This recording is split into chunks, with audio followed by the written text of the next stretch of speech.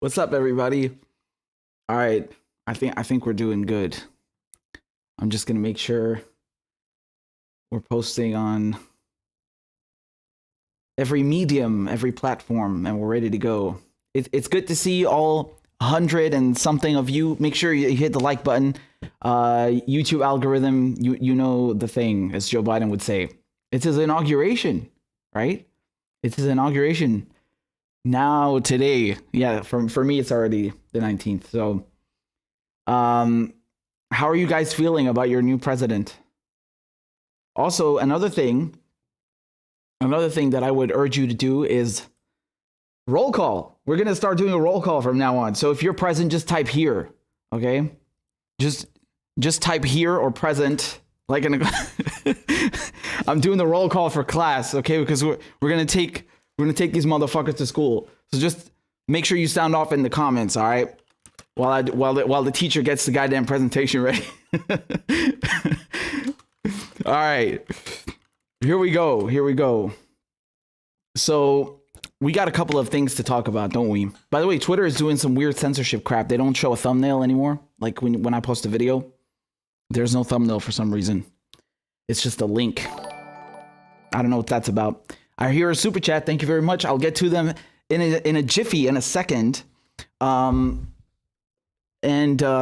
appreciate it very much. I appreciate it. Yes, I do. So, okay, where do we begin?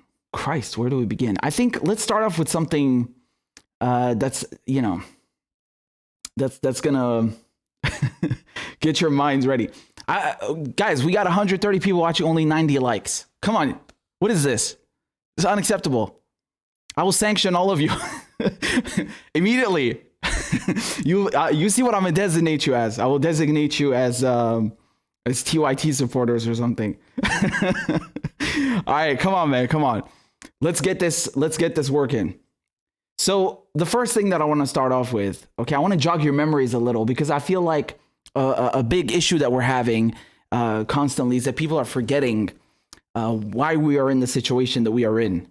Okay, and when I say that, I mean with the war on terror, with many things, right? So let me jog your memories a little bit. All right. We're going to take a small trip down memory lane. Okay. Now, you guys saw what happened at the Capitol, right? It reminded me of something, particularly in the way the media was reporting it, right? So what happened at the Capitol, you have various terms describing it, a coup, an insurrection. What we heard in the media, you heard CNN reporting this, for example, and many others, was that, there was a plot. So it wasn't just, it's a bunch of rednecks, a bunch of, geezers that were just coming like an angry mob. No. This was a planned thing, and they were ready to murder people. They wanted to, assassinate politicians. That's what we were told. Okay. And not just the media said that. As a matter of fact, this is from, so let me pull this up for you. Okay. This came directly from, here we go. I don't know if you can see that. We're having a boomer moment. Hold on. Christ. Okay. This came from the prosecutors, right? So, this is from The Guardian, right? This is 15th of January. They said, Capitol rioters plan to capture and kill politicians, say prosecutors. Charges so far include hurling fire extinguisher at officer and beating another with a flagpole, right? And the guy in the picture there, I think his name is Angeli or something. Like, he wrote a letter apparently to Mike Pence. So they're saying that this was very serious, right? And it turns out that this was not true. So now the Department of Justice is saying there's no evidence of kill capture teams at the riot. Now the top federal prosecutor in DC says there's no direct evidence to suggest that rioters who stormed the US Capitol had formed kill capture teams. Oh, okay. Again, I'm trying to zoom out here. Maybe you can see that better that way. Okay. So I want to jog your memories and take you a little bit down, take a little trip down memory lane. If you recall, back before Iraq was invaded, okay? Before Iraq was invaded. This is at the very beginning of the war on terror. So if you're my age, if you're around 28, maybe you remember this. I seem to have a very good memory of this time. And, I never forgot these scandals, which we'll get to in a second. I have them ready for you. So if you remember the anthrax scare, yeah? We had members of the U.S. Congress and members of the media being sent anthrax letters, and those letters said "Death to America," and they're written like the most cheesy kind of letter that you could possibly come up with. "Death to America, Allahu Akbar." I'm almost verbatim quoting that for you, okay? And it looked like it was written by a child, and we were led to believe by the media that Iraq was behind this. So you must understand, this was not just a thing. Oh, Iraq has weapons of mass destruction. These mobile bio weapon stations, they can build biological weapons on the fly. You park it and you can just build a fucking weapon in the parking lot. That's what the U.S. was saying. I'm not joking. Colin Powell, that's what he presented at the UN. This was before that. They were saying, look, they're sending them to the heart of our capital. They're going after our political elite. That's how serious this is. In the heart of America, in D.C., in the capital. The very same building. Do you understand what's going on here? So they were working on how can we strike fear into the heart of Americans? Well, we'll just tell them that these weapons, these threats are present in the heart of our capital, right? So just to give you a visual example of these letters, right? It's very important that you follow what happened here, because many people forget. Here's one of them. I mean, this is just, it looks like it's written by a child, right? "Death to America, death to Israel, Allah is great." Okay. That's...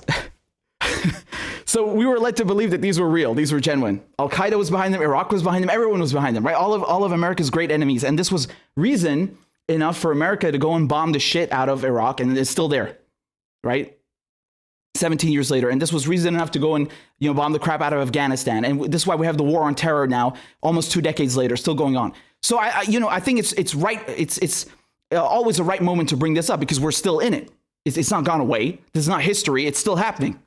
But a lot of people would like to forget about how silly this shit is and how they fucking lied about it. They flat out lied. Okay? So you can see here,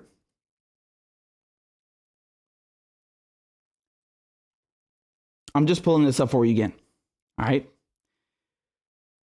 So ironically enough, I started looking up the anthrax letters again, right? And I found an article. And I started reading it. And I was like, damn, this shit is tight. This is legit. Look what this line over here says. "The 2001 anthrax attacks remain one of the great mysteries of the post-9/11 era. After 9/11 itself," let me zoom in a bit more so you can read that with me. Okay? "The anthrax attacks were probably the most consequential event of the Bush presidency.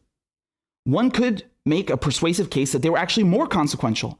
The 9/11 attacks were obviously traumatic for the country, but in the absence of the anthrax attacks, 9/11 could easily have been perceived as a single isolated event. It was really the anthrax letters, with the first one sent on September 18th, just 1 week after 9/11, that severely ratcheted up the fear levels and created the climate that would dominate in this country for the next several years after. It was anthrax sent directly into the heart of the country's elite political and media institutions to then Senate Majority Leader Tom Daschle, Lee, and NBC News anchor Tom Brokaw, and other leading media outlets that created the impression that social order itself was genuinely threatened by Islamic radicalism." Oh, damn, this shit sounds familiar, doesn't it? By the way, that was written by Glenn Greenwald. I was like, oh man, like, I'm not surprised. It's so brilliant. Only, there are very few who at the time, this is 2008, and I'll get to why it was 2008, but it is brilliant. And this perfectly encapsulates the mood at the time. And I don't say that just because I like Glenn and Glenn wrote this. I'm telling you because I remember that shit from seeing it, hearing it, experiencing it. And not just with these, with the anthrax letters, but also in Britain. You had the British media going, railing about, oh my God, 45 minutes away from attack.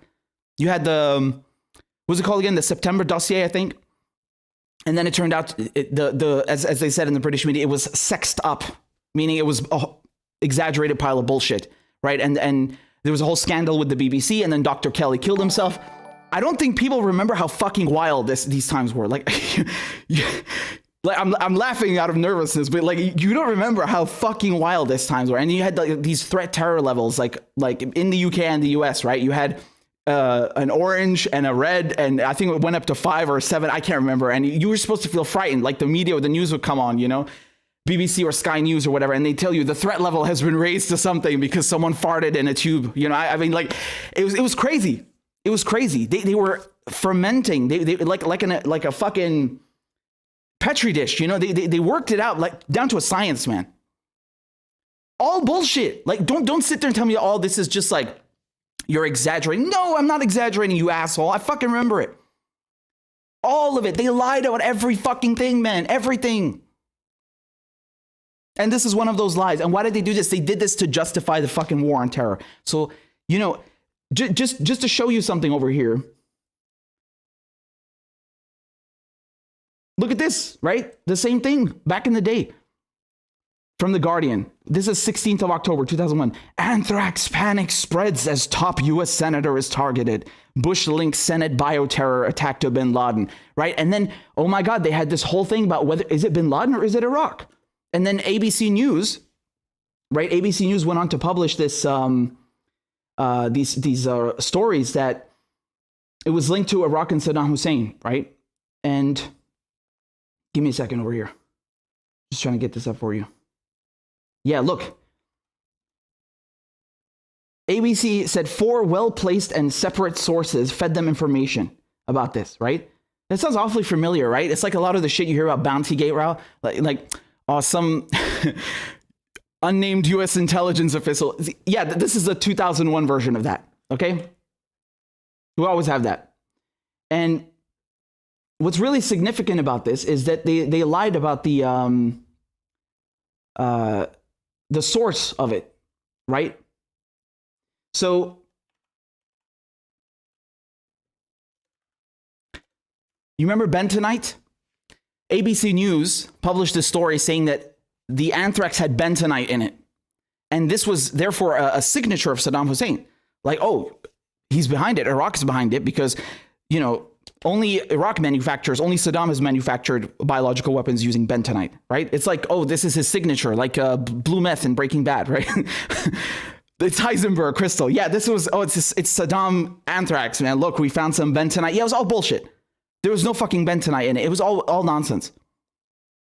It turns out this story was written in 2008, by the way, because the guy who's behind this was in the US. Okay, hold on. I think his picture is over here in this article. But I'm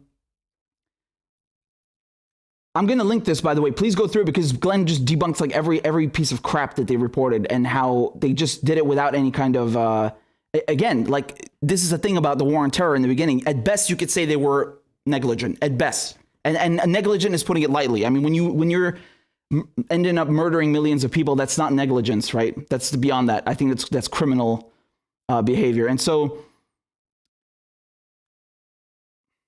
see, just 2 months after the ABC's report, you had Bush naming Iraq as a member of the axis of evil. Like, this is how quickly things were developing and escalating, and how complicit the media was. You need to understand this, okay? For those of you who don't remember, or who, you know, this is really important. And the ABC have never retracted that story, huh? By the way, they've never retracted it or corrected it. I mean, could you imagine getting away with such a lie? This is a lie of epic proportions. I mean, take the wildest shit that Alex Jones has said. Alex Jones, who's been deplatformed, take the wildest shit that he said. It doesn't come close to this. You're accusing another country of manufacturing biological weapons and then sending them to the US Senate. I mean, this is a lie of colossal astronomical proportions to report something like that. I mean, you better cross-check that fucking thing 15,000 times before you publish it. Jesus Christ, man, I check for spelling errors in an email before I send it. or like a tweet or something, you know? You published fucking lies about WMDs and you didn't check that shit? Of course they didn't bother checking it. They whether they knew or they didn't know, it didn't matter. Their fucking job is to report this bullshit. This is why I have such a disdain and contempt for mainstream media, because I remember all of the shit and I remember how it was fucking lies. Just look at how this changed, right? Anthrax panic spreads, and then look, the anthrax scare, not a germ of truth. But of course, it's too late.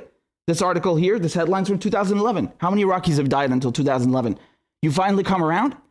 It's too late. You should have been doing your fucking job before you published that shit, before you were banging the war drums for this invasion. Too fucking late. I mean, this is criminal. It's really criminal. So, just to give you another example, again, what's hilarious about this is that, hold on, I'll show you. This is in the British media at the time, right? This is from the British media. And because, like I said, it didn't stop with the anthrax letters, and it didn't stop with that. We also had a British version of it. Look at what they were saying. So you had Brits 45 minutes from doom. Oh my God, Saddam is going to strike Cyprus, right? Because it's within missile range. And then Evening Standard, 45 minutes from attack. You see front fucking page. Look, dossier reveals Saddam is ready to launch chemical war strikes. Okay? Daily Express, Saddam can strike in 45 minutes. Oh my God. Imminent threat, 45 minutes? Oh my God.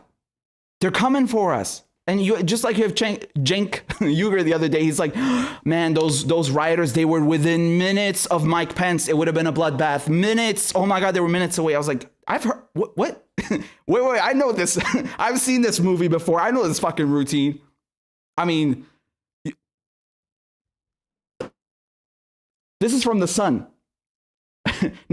Now, the funny thing about this one, look, you'll excuse this one about Brittany. Brittany nips like bullets, and it's just a paparazzi picture. What's hilarious is they actually had the priority right. You know, The Sun is like, The Sun is a gutter newspaper, man. This is like trash, you know? This is like the Daily Mail in the UK. It's trash. You wipe your ass with it, not even. And it's so funny how The Sun is like the only one out of all of them that gets the priorities right. Like the story about Brittany, as obnoxious as it is still more accurate than that fucking that lie about WMDs, right? The Brittany story is more accurate. Just the irony. I mean, seriously, the goddamn irony. It's kind of like in the last months when you had the extradition hearing on Assange. You had the Daily Mail reporting on it when other outlets weren't. Like daily, right? They were doing almost daily recaps. I was like, what? Oh, okay. Weird. I mean, if they're doing it, what did that say about you? Anyway, I just want to give you a lesson from all of this, right? The lesson is, don't buy the bullshit. Exercise caution. I think anyone would agree with me on that, right? Exercise caution. Because as you're seeing now, the media and the Democrats saying that, oh my God, there is this imminent threat. It is imminent. Like, it exists whether you like it or not. It is there, and they've burst into the heart of the Capitol building, and they were going to kill the politicians, and these people are just ruthless, and therefore we have to do XYZ. Domestic terror laws, maybe deplatform some people, et cetera, right? Expand the surveillance state.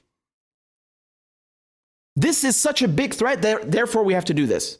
I'm sorry. And just like that story, I think it was an NBC, about the FBI. Look how clever they are. You have the FBI saying, well, man, we had advanced knowledge this was going to happen, but the First Amendment was in the way. We didn't want to,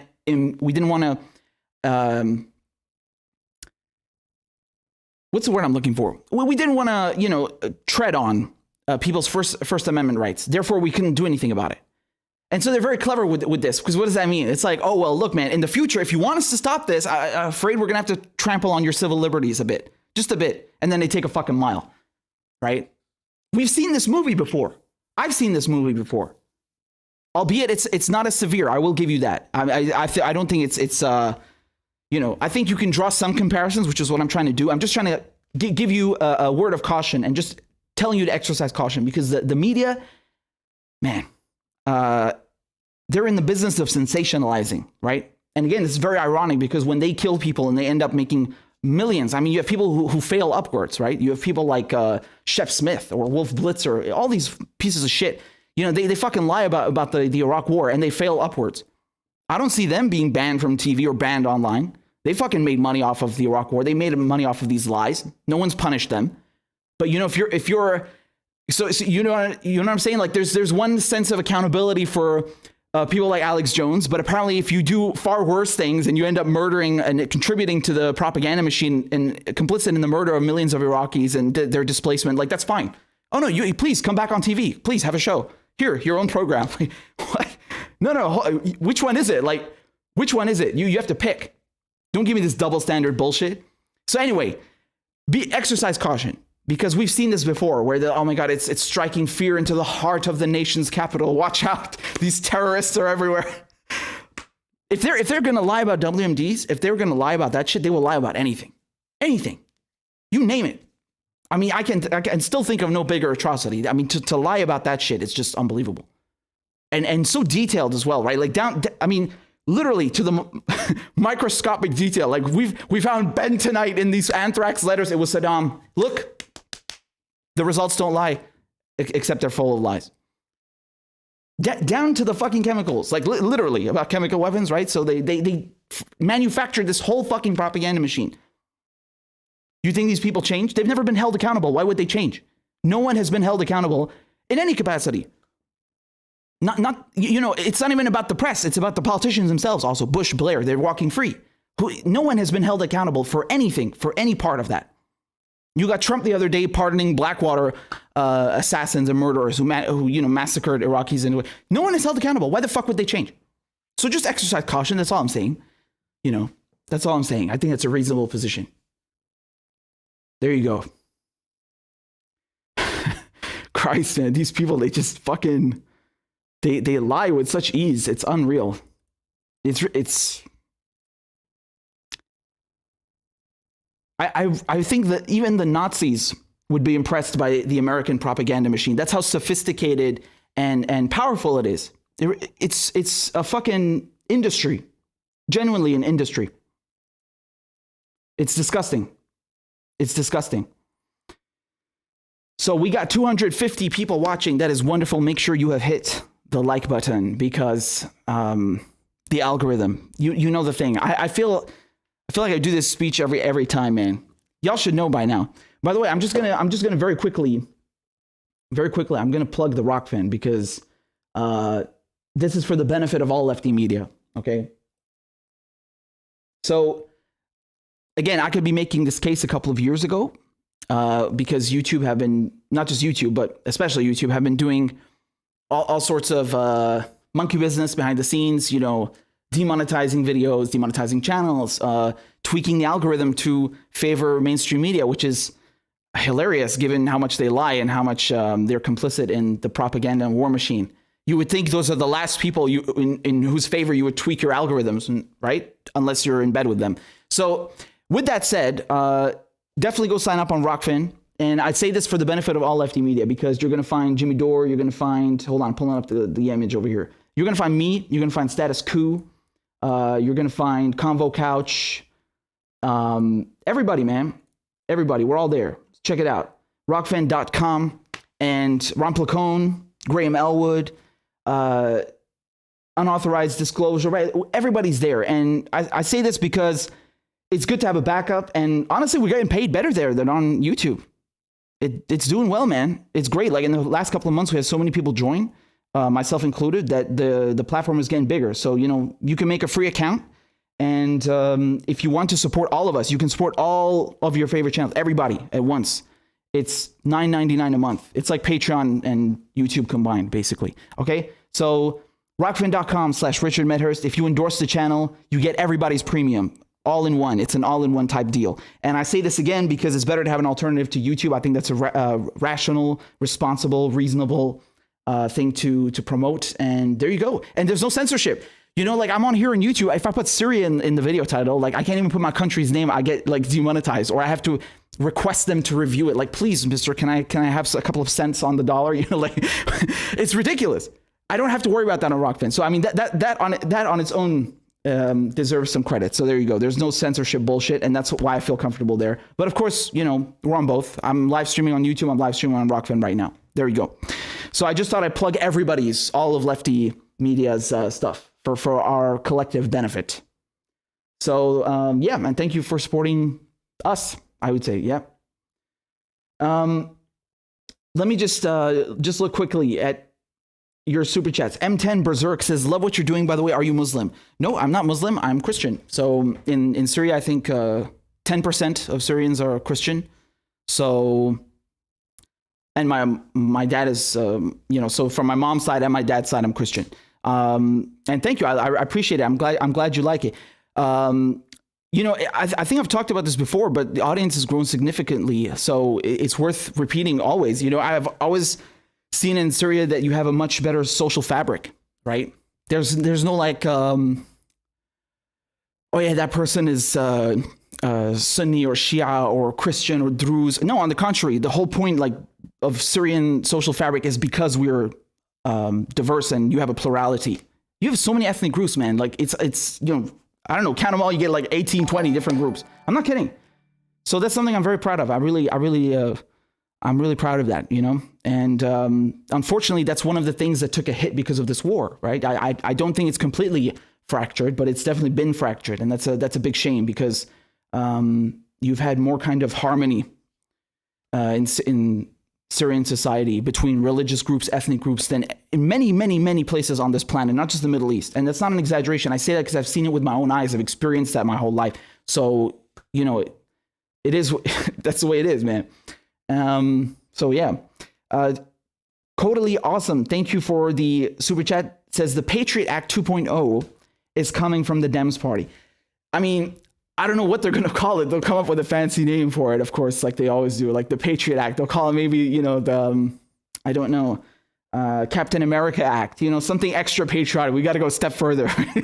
So you already know that some bullshit is coming when Biden says domestic terror laws. Like, what does that mean? You already have more than enough domestic terror laws. We know this. Like, you have too many. That's the problem. You have so many that it's already a monstrosity, and they get away with murder, literally, because of them. And you have Obama, which we'll get to Obama in a second, and how he used the war on terror to his liking to do whatever you want, right? So it's scary. Nishama, I hope I'm saying your name correctly. Thank you so much for the donation. It says the company managing Operation Warp Speed BioNTech is the same company that was formed solely to be the only provider of approved anthrax vaccines to the U.S. government just weeks before the anthrax scare letters were sent out.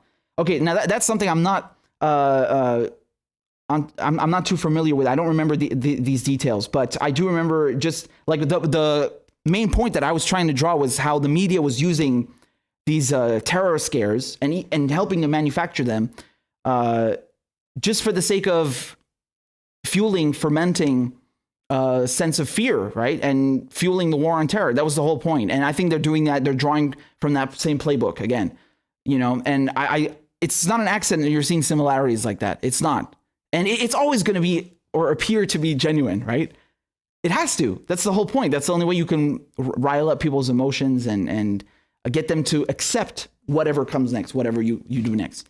So that's I hope I was able to drive that point across, because like I got a lot of frustration left over from that bullshit. Like I really despise mainstream media. I really loathe them. It's like they're fucking criminals, man. I really believe that they're criminals, and you know, there's no difference between a Joseph Goebbels, right, who's doing propaganda for the Nazis, or a Shep Smith on Fox News, sitting there and lying to the camera so you go and die off and get your leg blown off in some fucking other country on the other side of the planet. I mean, there's no difference, right? There really isn't.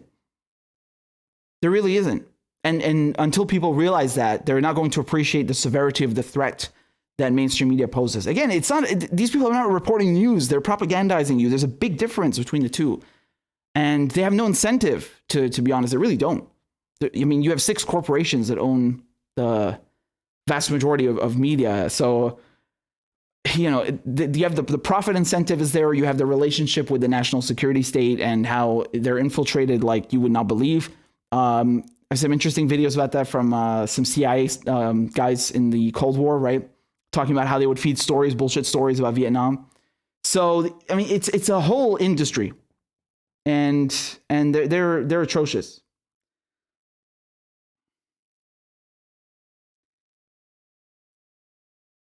Nishama, thank you for the super chat. Says, I'm with you. It's infuriating seeing them play the same playbook over again and knowing the absolute havoc it'll cause. Absolutely. Absolutely. So that's why I'm just saying people should exercise caution. They really should. They really should. So let's go on to the next segment. I want to show this to you over here. Okay. Right. So again, we're going to stay on topic for a little bit. I'm not leaving Iraq just yet. I'm not going to leave Iraq just yet. But,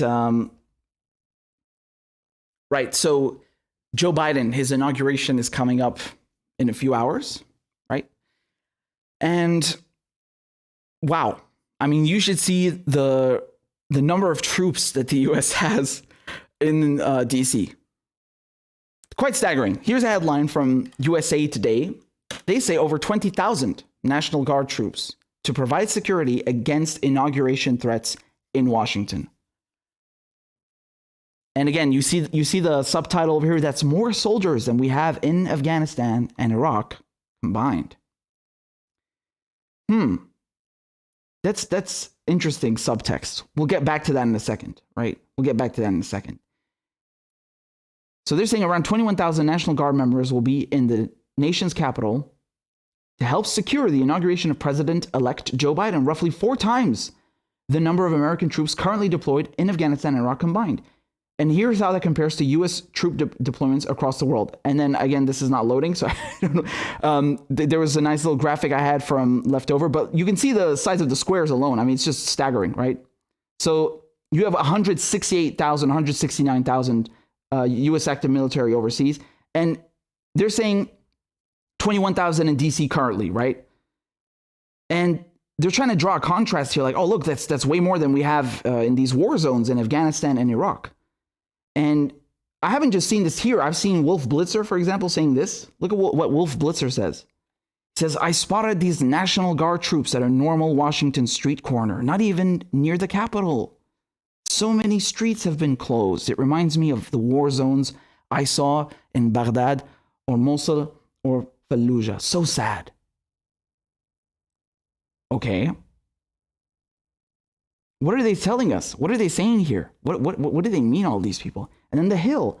They say the Capitol is now crawling with more troops than in the United States' main theaters of war in Afghanistan, Iraq, and Syria combined, as the National Guard fortifies key areas around Washington, D.C. for President-elect Joe Biden's inauguration. Okay, so I'm seeing the same message, more or less, right, from all of these outlets and media personalities. They're shocked. They're taken aback. They're surprised that you have so many troops in Washington, D.C., and that these troops outnumber the troops that they have in war zones. So what? Like, where do they think that U.S. troops normally belong? This is my question to them. Do they think that U.S. troops belong on other people's land by default? Like, you should have just, NPCs, like, just standing around on other people's land everywhere. Do they think that, you should have U.S. troops in combat all the time? Like, this is... No, they should be. Most of your fucking troops should be at home. Keep them at home. Especially, note here, the name, okay? Especially if they're called the National Guard. What the fuck is the National Guard doing outside your borders anyway? I see that sometimes, like, oh, you have National Guard in Iraq. Like, Iraq is in Iraq. What the fuck is your National Guard doing over there? Weird concept, right? A weird concept. It makes sense if you consider other countries to be colonies and part of your empire. Then it makes sense why you would send your National Guard to maybe one of your outposts. Just like the Romans, they would send Christ knows how many legions. So about 30,000 troops, I think, at one time they had in Britain, right? And then you have multiple emperors, just like, not emperors, you have multiple commanders trying to go and oust or coup the emperor and take over Rome because of how many troops they needed to keep Britain under Roman occupation. So anyway, this is, do you see the subtext, the way that they frame things? And Wolf Blitzer is comparing this to Baghdad or Mosul or Fallujah. No, this has nothing to do with, this is a joke. This is a bunch of grunts standing around. The fucking fart. What's that got to do with Baghdad? Had nothing to do with Baghdad. Fallujah? Do you want to see what Fallujah looks like? I don't even know what Fallujah looks like because it's turned to rubble. It's turned to dust. It doesn't look like anything. Okay? You have birth defects there. I mean, Fallujah is one of the cities. I think it's the one with the highest number of birth defects in the world. But again, I'm not sure, so I'm going to say one of the cities because I'm not in possession of the latest figures. But my point here is that you have so many rounds, so many tank shells, so much projectiles containing depleted uranium that were used by U.S. troops that to this day, in 2021, you still have kids being born with birth defects in Fallujah. Do you have an astronomical rate of children being born with birth defects in Washington, D.C.? No, you don't. So shut the fuck up, Wolf Blitzer, you stupid prick. Go and fuck yourself. I mean, how insulting. And you keep in mind, this motherfucker was there, right? And Shep Smith, was he there as well? I saw him reporting on it saying we have to spread the love. You also have Brian Williams, who was in Iraq, right? In the fucking helicopter, and he lied about being shot at to appear more heroic or something. He got suspended from NBC for like 6 months because of it. Like, these people were there. This tells you, if you weren't aware already, that they're liars and they never reported accurately about the war. I mean, I probably, like, in the last 30 seconds, I've given you a more accurate assessment of what happened there than they ever have in the entire time they were there. They were there to sell the war. You had CNN live streaming the invasion from a fucking tank, dude. I remember seeing it on the TV. Like, these people are crazy. They live streamed the invasion.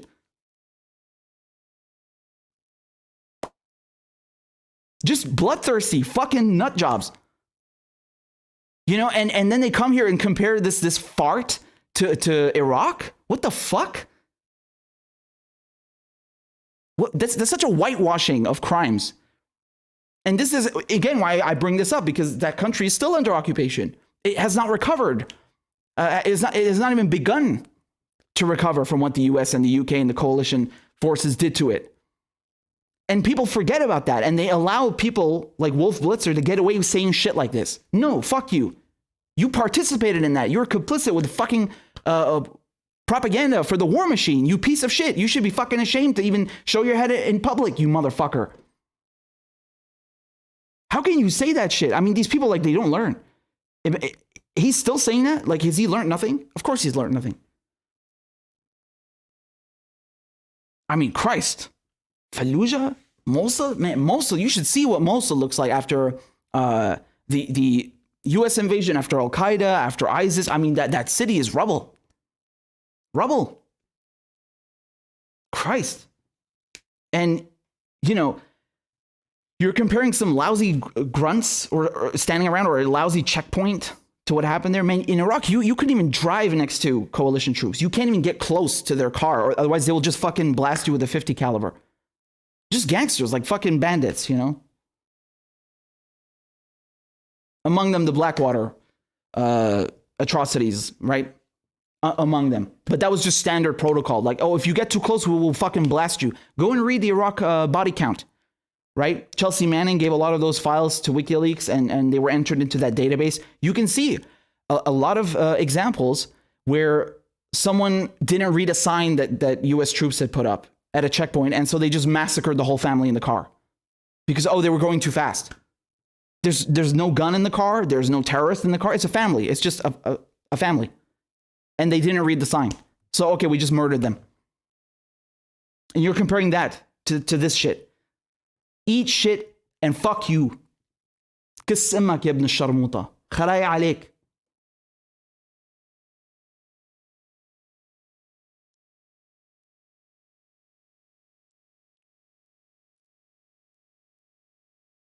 I cannot stand these people. I really can't.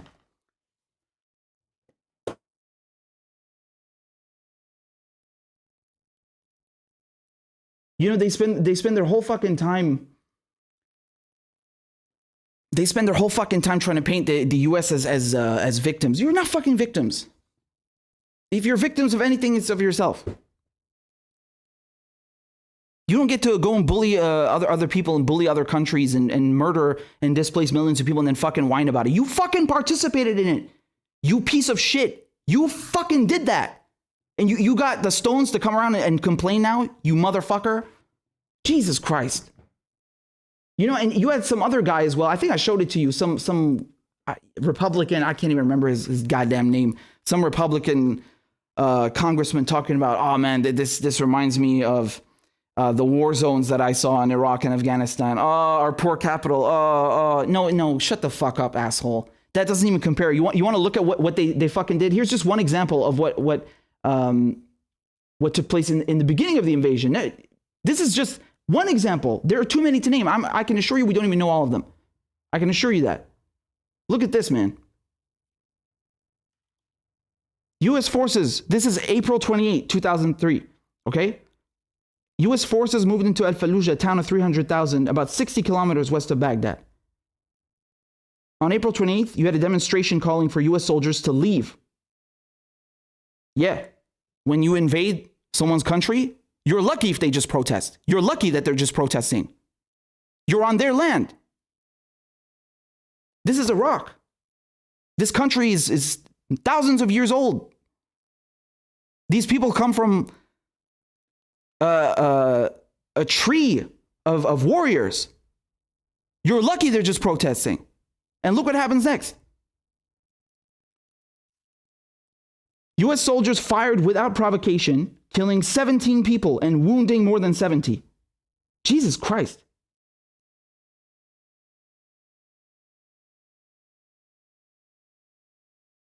They said that they returned precision fire against gunmen in the crowd who had opened fire first.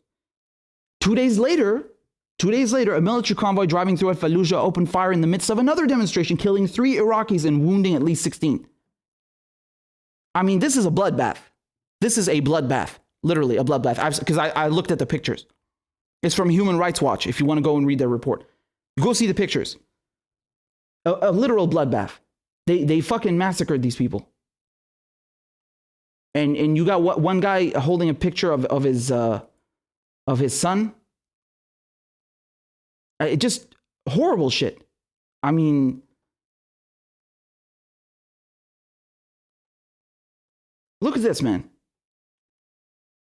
I'm going to read you the caption because I don't think you see it. An Al-Fallujah man with a photograph of his son killed by U.S. troops during the April 28th demonstration. What is that?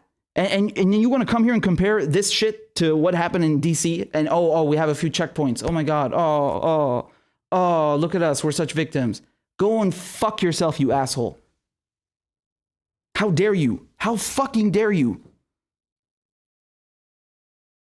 And Human Rights Watch, by the way, just to conclude about that incident, that particular one, which is, I mean, just one among many, they did an investigation. There was no gunman in the crowd. It's bullshit. There were no bullet holes on the side where the U.S. was. There were only bullet holes where the Iraqis were standing and all over the fucking place. No precision fire.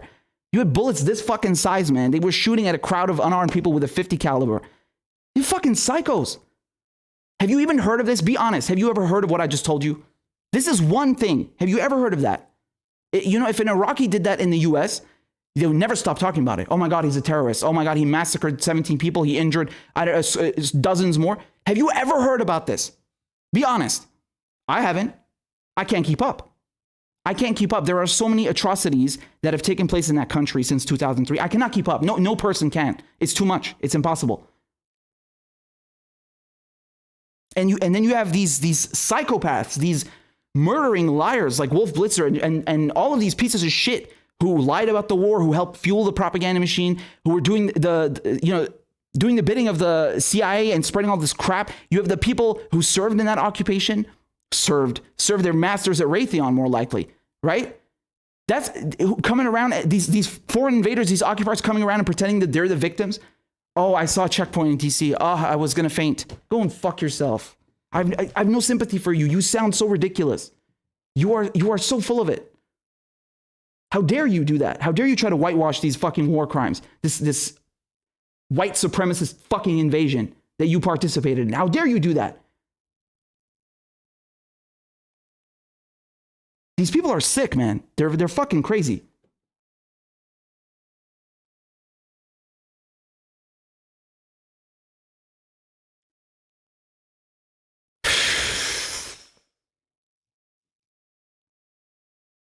I need some water, man, before I get to the next segment. Excuse me.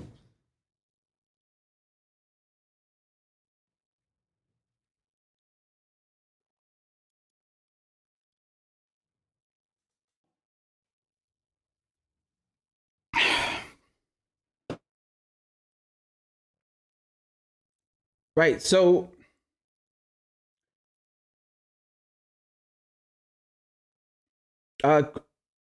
Kristen, thank you for the sticker. Emblem Fate, thank you for the super chat. It says, compare the fake not coup to Libya and Congo coup. Patrice Lumumba. Unless Pelosi, no, I can't say that. I can't say that out loud. But it is what happened, right? Unless Pelosi got, they put a bayonet up her ass and she was sold in a slave market, it's nowhere close. Exactly. Because this is what people like to forget about Libya as well, right? Guys, it's like never ending. We were just talking about Iraq now. You want to get into Libya? It's never ending how many countries have been just eviscerated, right? The entire infrastructure collapsed, just left there for decades. How long has it been now since they got rid of Gaddafi? Almost a decade, right? About a decade. Iraq, 2 decades. Afghanistan, 2 decades. Syria, a decade. These countries have, how long do they have to be like this? For what? So some assholes can make money? This is bullshit. And once again, you see these journalists who helped sell these wars, they fail upwards. It doesn't matter that they lied. It doesn't matter that they encouraged hate. It doesn't matter that they, managed to recruit cannon fodder for the military-industrial complex. It doesn't matter. No, they get to keep their jobs and, they get to fail upwards and live lavish lives. Of course. Why wouldn't they? Because it's designed to, the system is designed to reward people like that because they're scum and they make money for their private sector buddies. Okay, so before we get into the next one, I see we got 300 people watching. This is wonderful. This is magnificent. Please make sure you've hit the like button. Just give me 1 second. I'm just going to plug the show. If you can, please support the show on Venmo or CashApp or PayPal, whatever is good for you. Again, I don't want to spend too much time on it, but I have to leave the screen up in case anybody want to scan it. So, we got a couple of more super chats. I'll read them in a second. And other than that, we also have a Patreon and a GoFundMe. And, we are almost at 400 patrons. Not Patreons, patrons. 400, man. I think we're at 391. 391. You know that at 400, I'm going to drop a new crab dance. You know that. So let's get it up, man. Let's. Okay, that's not what I meant. But we're at 391. We can do it. Let's get it up. All right. You know what I mean. There we go, man. So thank you very much for supporting the show. I really appreciate it. You guys are the best. And we have some super chats. I'll get to them in a second.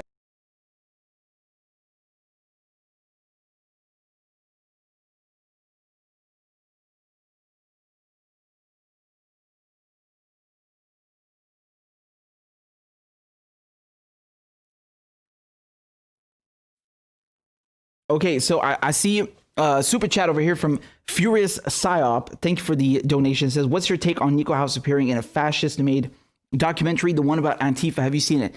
I've not seen it, but I think I know what you're talking about vaguely. I think I saw a clip, this is from a few months back, a month or 2 months ago. And I talked about this with him recently, and because we were talking about Jimmy Dore going on Fox News and all the controversy surrounding that.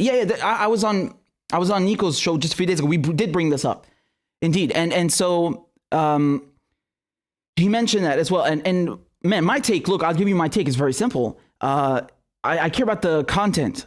So I've not watched that clip with Nico specifically, but I'm pretty sure that he must have said the same thing he always does with advocating for leftist stuff. So my point is here, it's just like if Jimmy Dore goes on Tucker Carlson's show. Yeah, I mean, Tucker Carlson is, again, another one of those warmongers who cheered on the Iraq war. Yeah, he apologized for it afterwards, but still, what, you murder people and try murdering someone and then apologizing and see how the courts think of that. Would you get away with that? You can't even kill one person, man. Never mind, help contributing to millions. So just Tucker Carlson, for example, he's also, 99.9% of the shit he says,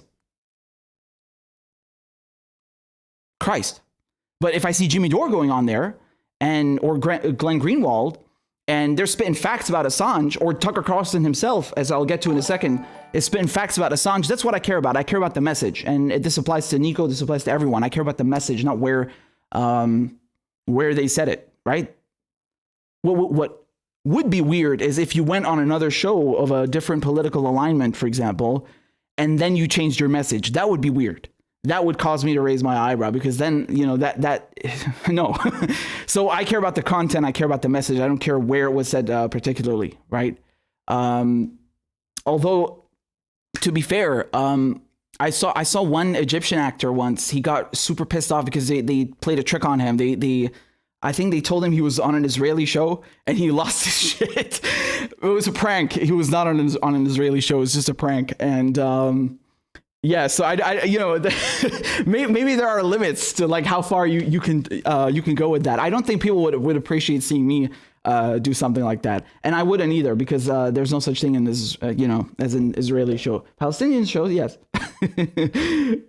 But we got another super chat over here from Totally Awesome. Says, remember, it's for the freedom of the Iraqis. Of course. They even called it Operation Iraqi Freedom. That's another one. Have you ever noticed how they always name things the exact opposite of what they are? Like the Patriot Act, which is completely unpatriotic, just like trampling all over your constitutional right. The Heroes Act, the CARES Act, they don't care about you, and they're not heroes, they're villains.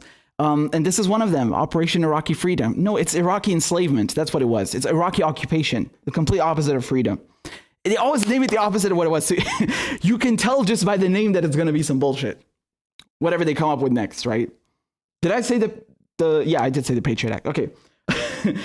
Oh, Christ. It's just, it's horrible, right? Or Patriot missiles. They also have the Patriot missile systems, don't they?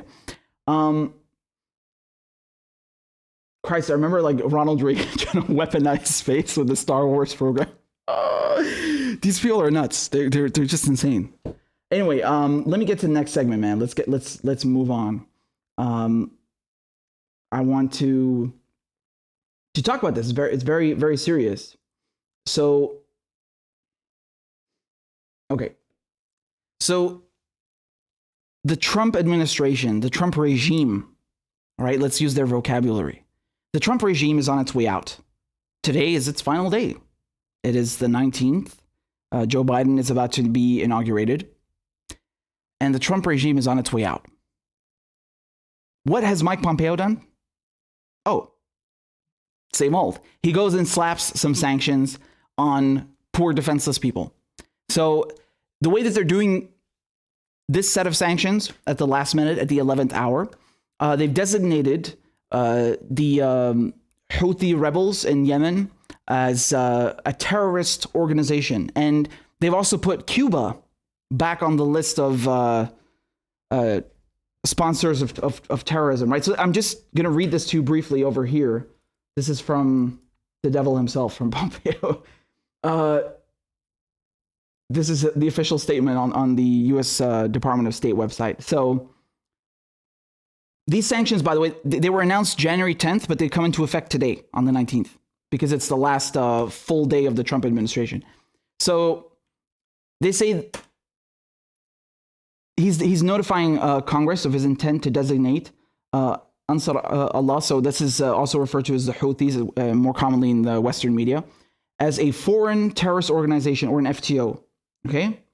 And also as a specially designated global terrorist entity, okay? And he's put the three of its leaders under sanctions.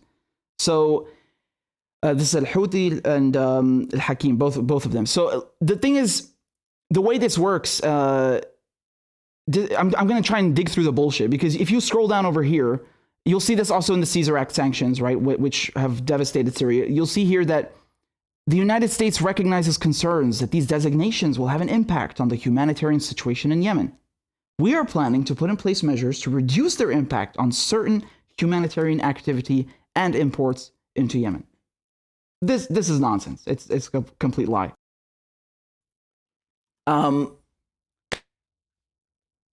They said the same thing about Syria, about the Caesar Act sanctions, which came into effect in June 14th, was it, of last year. Look how that's going. Completely crushed the economy. The lira, the Syrian pound. I mean, the inflation is just, it's hyperinflated beyond belief. People are forming bread lines. And Syria is, even despite the war, you could say it was still in a better position than Yemen. And look how that's going. Yemen, I mean, Jesus Christ. I don't know if I can even show you. I wanted to, because I think that it's important to show how the people are suffering. But, you know, there's YouTube censorship again. I can't do it with Black Lives Matter, police brutality. So I'm not sure if I can even show you here. I can't, you know, great. You go look it up. Go look up on Google pictures of, again, a content warning, right? It's very horrendous and horrific. You see people in Yemen starving, like, to the bone. I mean, the humanitarian crisis there is unbelievable. You have 1 million plus people who have cholera, biggest outbreak in history. Think about that. Completely preventable. There's no reason, no need for this to happen. And the famine that is ongoing there, and they come and do this. They come and slap Yemen with sanctions, and by designating them as the Houthis as a terrorist organization. Now, I just want to explain something to you. You look at this map over here, you can see the population density where most people in Yemen live. They live in the Houthi-controlled areas over here, okay? This area is it's empty. It's nothing there. And this is about 80% of the population living under Houthi control, okay? Now, again, the Houthis are fighting the Yemeni government, and the Yemeni government is backed by a coalition, which includes such humanitarian actors like Saudi Arabia and the United States. And, you know, they've been bombing the shit out of Yemen for the last couple of years and committing what is essentially genocide. I mean, it's already beyond belief, the situation there. The world... The UN, I mean, they've called this what it is, the world's worst humanitarian crisis. That is really what's going on here. 20 million people in Yemen are suffering from hunger and malnutrition. 2/3 of all Yemenis are hungry. 2/3. Think about that. And now the issue is, I mean, they're asking for donations. I've shared this before. They have like a cool app where you can donate. There it is, share the meal. And the thing is now, the question is, can you donate? Because if they've designated the Houthis as, well, I think for the UN, it's fine. I think it's okay because it's a World Food Program, right? So it's under the umbrella of the UN. So I don't know if they're still going to be able to get stuff in. I'm imagining yes, but the problem is most of the food, everything in Yemen is imported. Do you understand the issue now? It's imported, and on top of it, they're in a war. So I mean, what ends up happening here is that people become afraid to deal with the Houthi government, right? That's how they screw the country. So you'll have people in the financial sector. They'll be like, no, we want nothing to do with you, because if we engage with you, the United States will punish us. They will fine us. They will freeze our assets, and we're screwed, right? So even companies or traders that are engaged in harmless things like food, right, or medical supplies, they will stay away from that because they don't want to deal with the complications of having to go through the OFAC or having to navigate around U.S. sanctions. It dissuades people. It drives people away. That's the whole point. I mean, if I know this, they know this. They're not stupid. They have people whose job it is to come in at 9 a.m. and sit down and calculate how many people are going to die from the sanctions and what the impact is going to be on the financial sector, on the military. They have studied this. They're not stupid. So you have people in the financial sector who make it harder for them to obtain dollars, right? It's not like you can just go and buy dollars like that. Sometimes you have to sell the local currency, whether, you know, you're in Syria or, well, Syria is different because you have a lot of billions trapped in Lebanese banks. And that's also That's a whole other story. But the point here with sanctions is that it makes it harder to obtain foreign currency, right? That's number one. And if you can't deal with dollars and half of the transactions that are happening in the world are done in dollars, that cuts you off. That cuts you off from a lot of things. Second thing, as I mentioned before, you have the trade and commerce that is cut off because companies are just like, I don't want to deal with you. Even if you got dollars, I don't want to deal with you because I might get punished. I might get fined. I might get put on a list. I don't want to deal with you. That's what happens. And that's the case with Syria. That's the case with Iran. And it, like I said, it ends up affecting things that are essential goods, like, repair parts for medical appliances or, dialysis machines, hospital equipment that you can't produce locally. Things that are made in Germany, for example, or in another country. It's harder to get those parts. You're cut off from dollars and you're cut off from companies. They don't want to deal with you anymore. And it's not just medical. It's in every domain. I mean, this affects all infrastructure, all domains of public infrastructure. And like I said, when you have a country that's in war and imports most of its food, I mean, this is just horrendous. And they're already in a famine. They're already undergoing a cholera outbreak. I mean, this is sadistic, is what it is. So you have this piece of shit Pompeo coming in at the last minute and doing this. I mean, this is just disgusting. So like I said, the designation will take effect on January 19th, one day before President-elect Joe Biden takes office. And, well, I'm zooming in for you so you can read that. There we go. In addition to the Houthi designation, Pompeo in coming days is also expected to likely redesignate Cuba as a state sponsor of terrorism. Now, both moves will impose or reimpose sanctions on the targets and may complicate the incoming Biden administration's diplomacy. So, oh God, and this line over here, which I'm going to get to in a second. Pompeo plans before leaving, In addition, Pompeo plans before leaving office on January 20th to draw explicit links between Iran and Al-Qaeda and hit more Iranian entities with sanctions, the official said. I mean, this is the dumbest shit I've ever heard. Iran and Al-Qaeda? I saw on his Twitter, he posted this on his Twitter, by the way, that Iran is now the new base of operations. It's the new headquarters of Al-Qaeda. What the fuck? Do you know how dumb that sounds? I really don't think most people understand how fucking dumb that sounds. It's absurd. It's like saying the KKK is, working out of Detroit, which is, you have a large black population in Detroit. That's how ridiculous this sounds. What the fuck is Al-Qaeda doing in Iran? They're completely, I mean, Iran is in Syria and Iraq fighting Al-Qaeda, fighting its offshoots. They're completely diametrically opposed. I mean, this is absurd. If anyone should be designated as Al-Qaeda's home, probably Saudi Arabia. Oh, we can't do that. Oh, that's right, because they're allied with the United States. Whoopsie. Oops.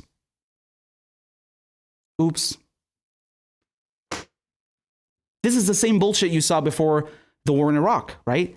You had the Bush administration, the Bush regime, trying to assert that, yes, of course, Saddam Hussein is helping Al-Qaeda. And, most Americans, most Brits, most Europeans, most people around the world, frankly, they watch that and they have no fucking clue. They're like, oh yeah, Muslims, brown people, guns, yes, they're all helping each other, yes. Oh my God. This is so fucking dumb. This is absurd levels of stupidity. I mean, you can make a million criticisms about Saddam Hussein, but to say that he's working with Al-Qaeda, they're enemies. What the fuck are you talking about? What are you even talking about? The reason you didn't have any Islamic extremism in Iraq before the invasion is because of Saddam, because he had a lid on those people. Those are not my words. Those are the CIA people who interrogated him. I mean, everyone with a fucking brain knows that. You don't have to be a CIA analyst to understand this shit. Everyone fucking understands this. You step out of a line, you get smacked. Again, that's, there are very valid reasons to argue against such kind of ruling, but to say that he was friends with Al-Qaeda, this is absurd. This is fucking preposterous. It's a joke. ludicrous. And nonetheless, they parroted it. And you had Donald Rumsfeld being asked by journalists. I posted the video, by the way. God, I wish I had it up right here. I just want to show you how fucking absurd this is, right?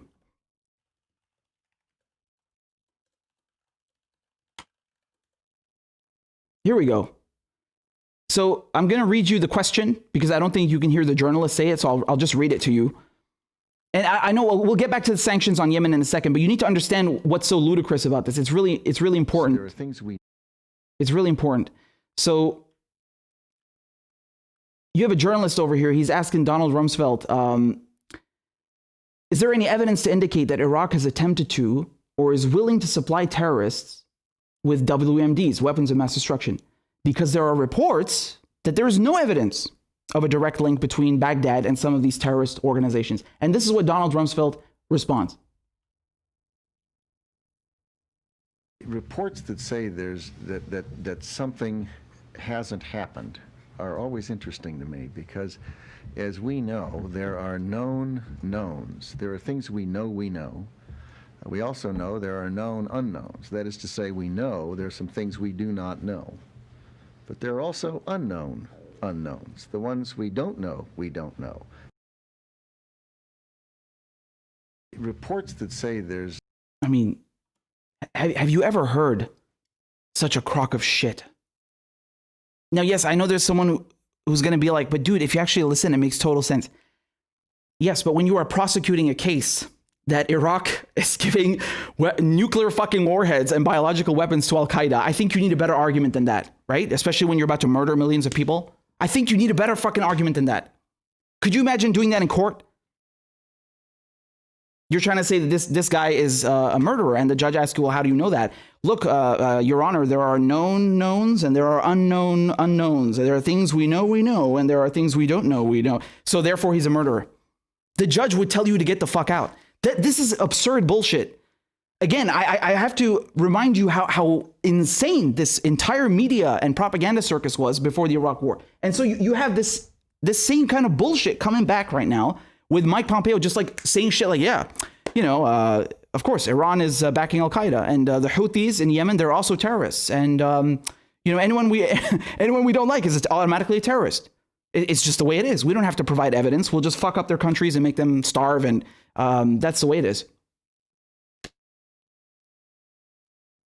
I think you're the terrorist, honestly. I think you're the bully. You're the terrorist. We all know why they're doing this, of course, right?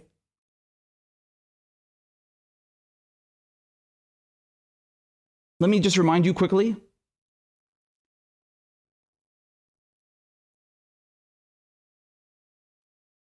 America dropped 26,000 bombs in 2016, not just in Yemen, a lot of them in Yemen.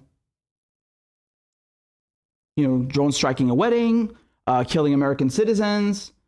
And of course, Trump continues that, right?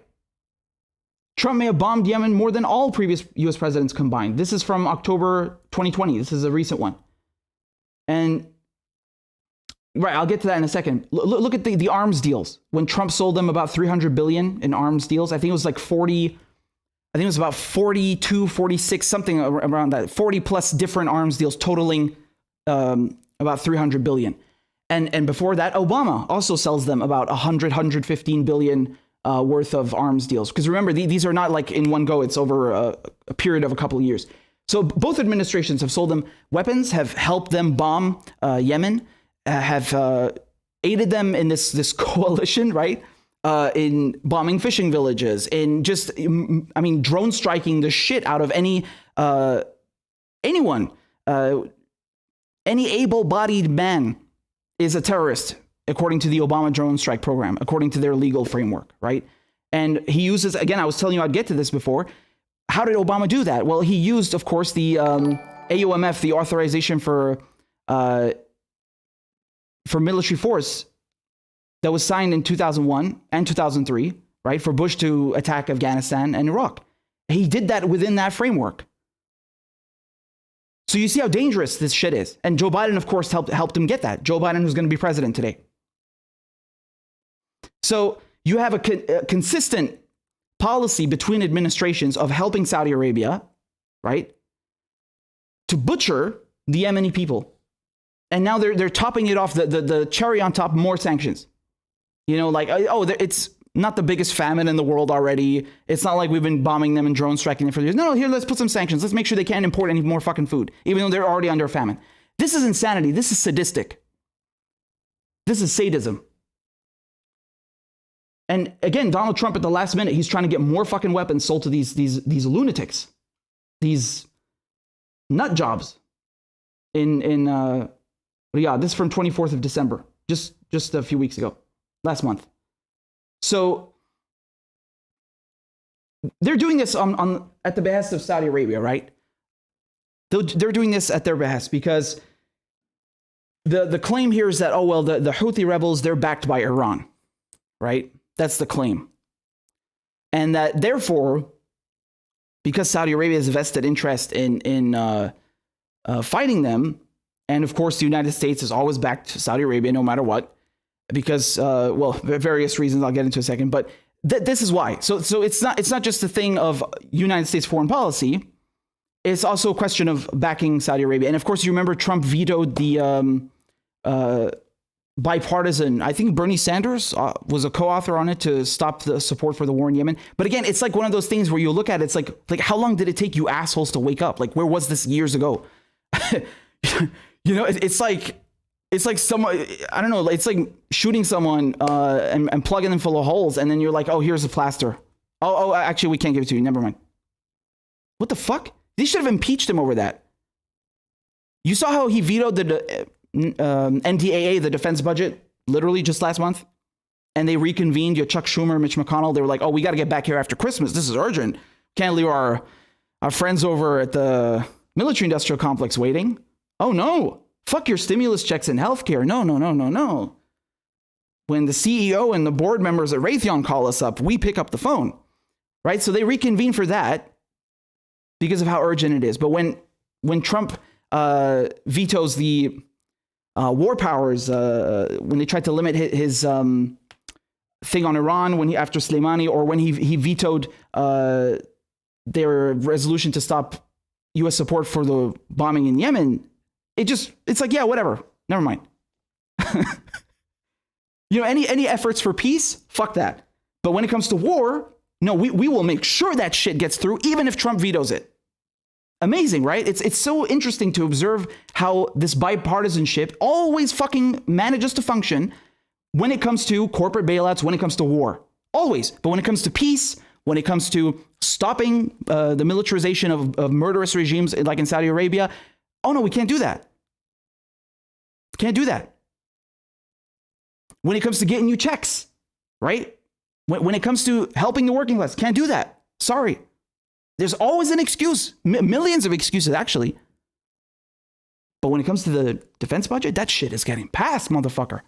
Oh, it's going through.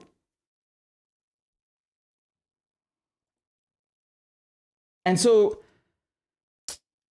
of course, Saudi Arabia, I don't know if you've been living under a rock. I'm sure most of you know this. Saudi Arabia is, to quote Pompeo, ironically, is truly the world's largest state sponsor of terrorism. That's if you're not gonna put the U.S. at number one. But you saw Pompeo recently using this phrase, Iran is the world's largest state sponsor of terrorism. Really? Are you sure about that? Iran was responsible for 9/11? Really? Iran was responsible for all those embassy bombings? Iran is exporting Wahhabism? Really? Or is it Saudi Arabia? Oh, we can't say anything about them because they help you in your endeavors, right? When it comes to regime change. They help you in under pinning the dollar, right? They've helped you. They've been a close ally. And not just an ally to you, but an ally to Israel. We've heard that very soon you're going to have normalization of ties between Saudi Arabia and Israel. Oh. Interesting. Very interesting. And of course, you see this over here. This is another example where people are suffering. And this is from September, a few months ago, 2020. The United Nations said on Wednesday that critical aid was cut at 300 health centers across war-ravaged Yemen because of a lack of funding, with life-saving food distribution also reduced. Between April and August, more than one-third of the UN's important humanitarian programs in Yemen was reduced or shut down entirely. The UN said, warning of further drastic cuts in coming weeks unless additional funding is received. This is before the sanctions. This is before. This is how dire the situation is.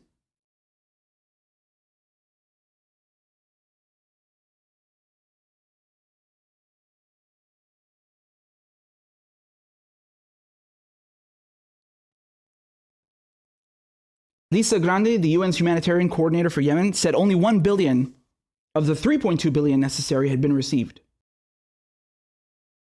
So I actually looked into that. And what happened is you had all these countries come together and pledge money, that they would donate money for the UN's relief programs, right? And about half of them just didn't deliver. There's no money. They just didn't send it. Ironically, Saudi Arabia pledged money. The United States, if you look at this declaration of sanctions, which is more like a declaration of terror, honestly, you can see here that Pompeo is bragging. The United States was the largest humanitarian donor to Yemen in 2020, providing $630 million in fiscal year 2020 humanitarian assistance to alleviate the suffering of the Yemeni people. Yeah, this is a joke. I mean, this is like, again, it's like shooting someone, filling them full of holes, and then you're like, oh, here's a plaster. No, why don't you just not bomb them in the first place and not support Saudi Arabia? Then they don't need your fucking aid.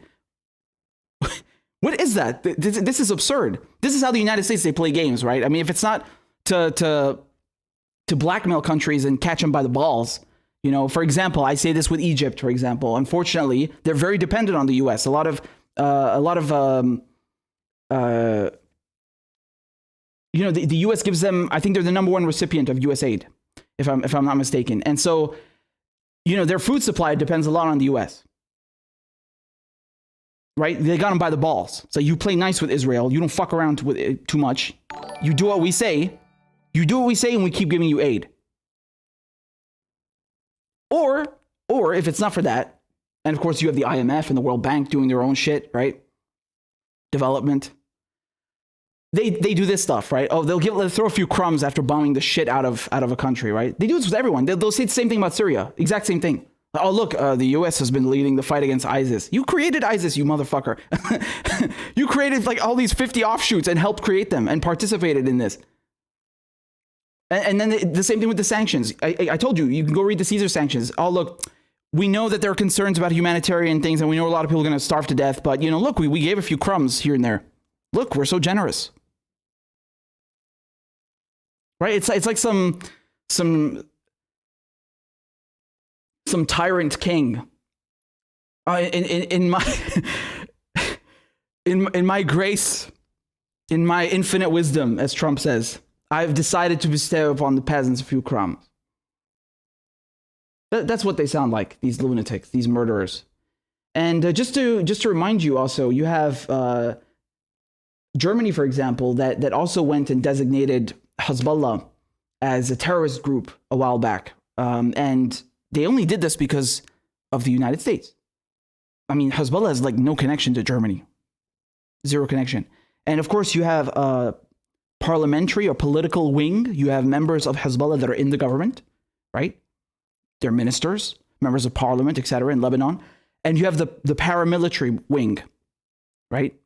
And so they didn't care. The U.S. came to Germany, was like, no. You declare all of it terrorists. So this is, again, another way that they strong-arm their own allies, right? This is from Politico. When is this from? Also, yeah, it's just under a year ago when they did this, right? I think I reported on it. I think I remember doing a video on this, yeah. And so they tried this with Germany, and they tried a lot of other European countries to do it too, right? But it's not succeeding as they want. But nonetheless, it's just another display of how they arbitrarily use this tool of labeling people as terrorists when they're really exporting terrorism and suffering. And they even strong-arm their allies to participate in this nonsense, right? And at the same time, they let Saudi Arabia get off scot-free. I mean, this is insane. This is insane. I mean, it's really important to underline the absurdity of it all, because again, I think not just Pompeo, but the media, you saw this on Fox, making the same claims. And it's very reminiscent of the weapons of mass destruction, weapons of mass destruction, weapons of mass destruction, weapons of mass destruction. It's the same thing. Like they have a new slogan. Iran is the world's largest state sponsor of terrorism. Iran is the largest state sponsor of terrorism. Iran is the world's leading state sponsor of terrorism, and just repeat it, like brainwash people. Literal brainwashing. I'm not joking. I cut it. It was the same segment. I think I've shown it to you. It was on Fox News. Pompeo and some other chick from the Trump admin, and then the anchor himself repeating it. Why is Iran the world's leading state sponsor of terrorism? Well, Chuck, Iran is the world's leading state sponsor of terrorism because, you know, my friends at the CIA told me to say that. Why did they do anything about Saudi Arabia? Did the Bush administration do anything about Saudi Arabia? Majority of hijackers were from Saudi Arabia, right? Bin Laden comes from a rich Saudi family. A lot of the funding for Al-Qaeda from Saudi Arabia. Never, not a thing. What about all the other Wahhabist offshoots that they've exported and financed in Syria, in Iraq? I mean, all over the place. In Pakistan, right? The CIA had their hand in that as well, so they can't really divulge that, you know, right? They're in bed with Saudi Arabia.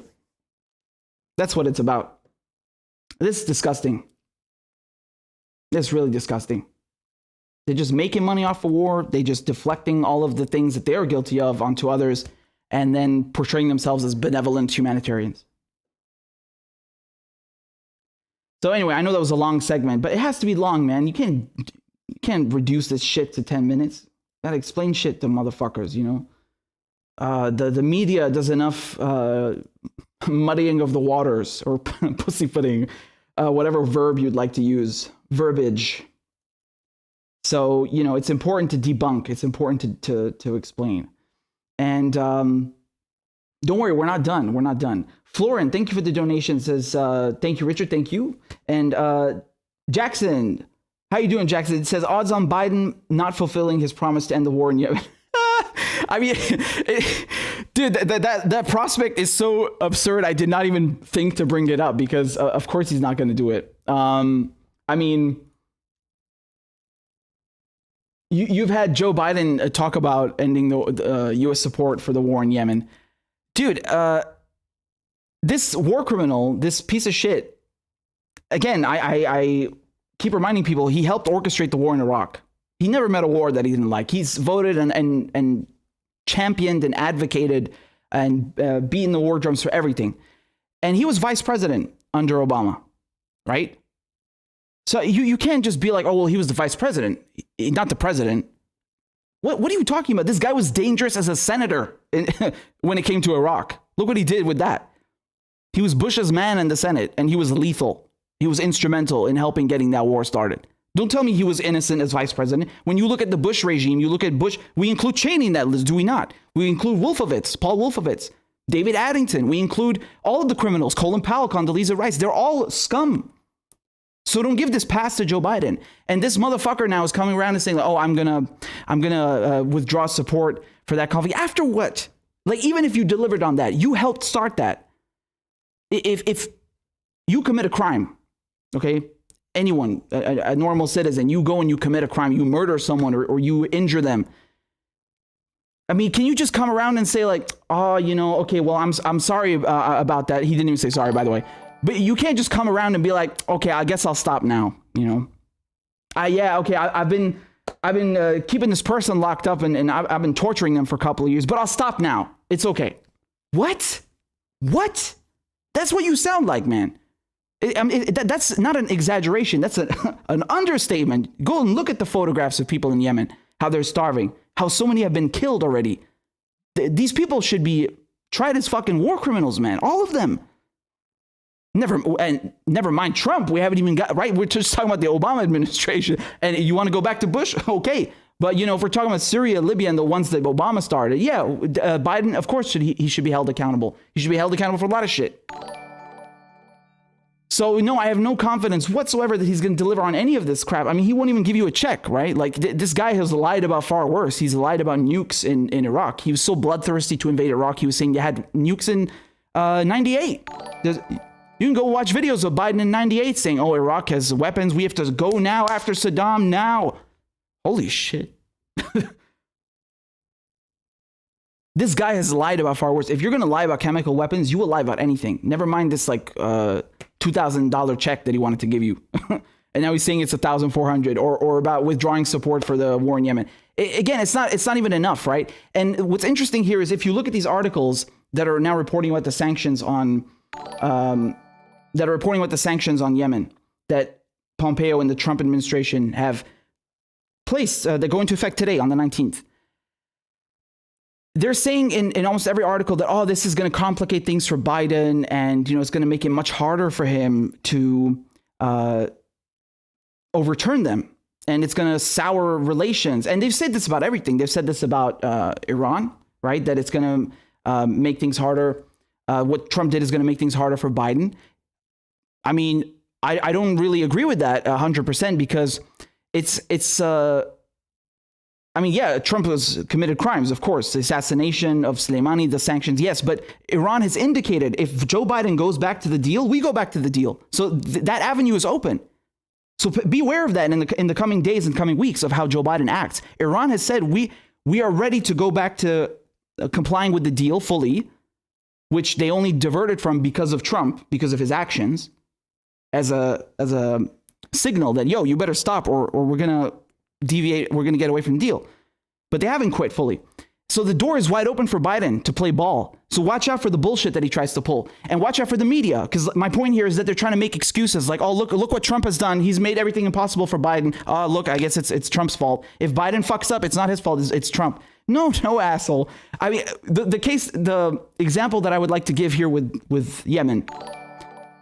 Yes, I understand if you designate an entity or a group of people as terrorists and you put them on the list that they have for state sponsors of terrorism, right? The FTOs and all this.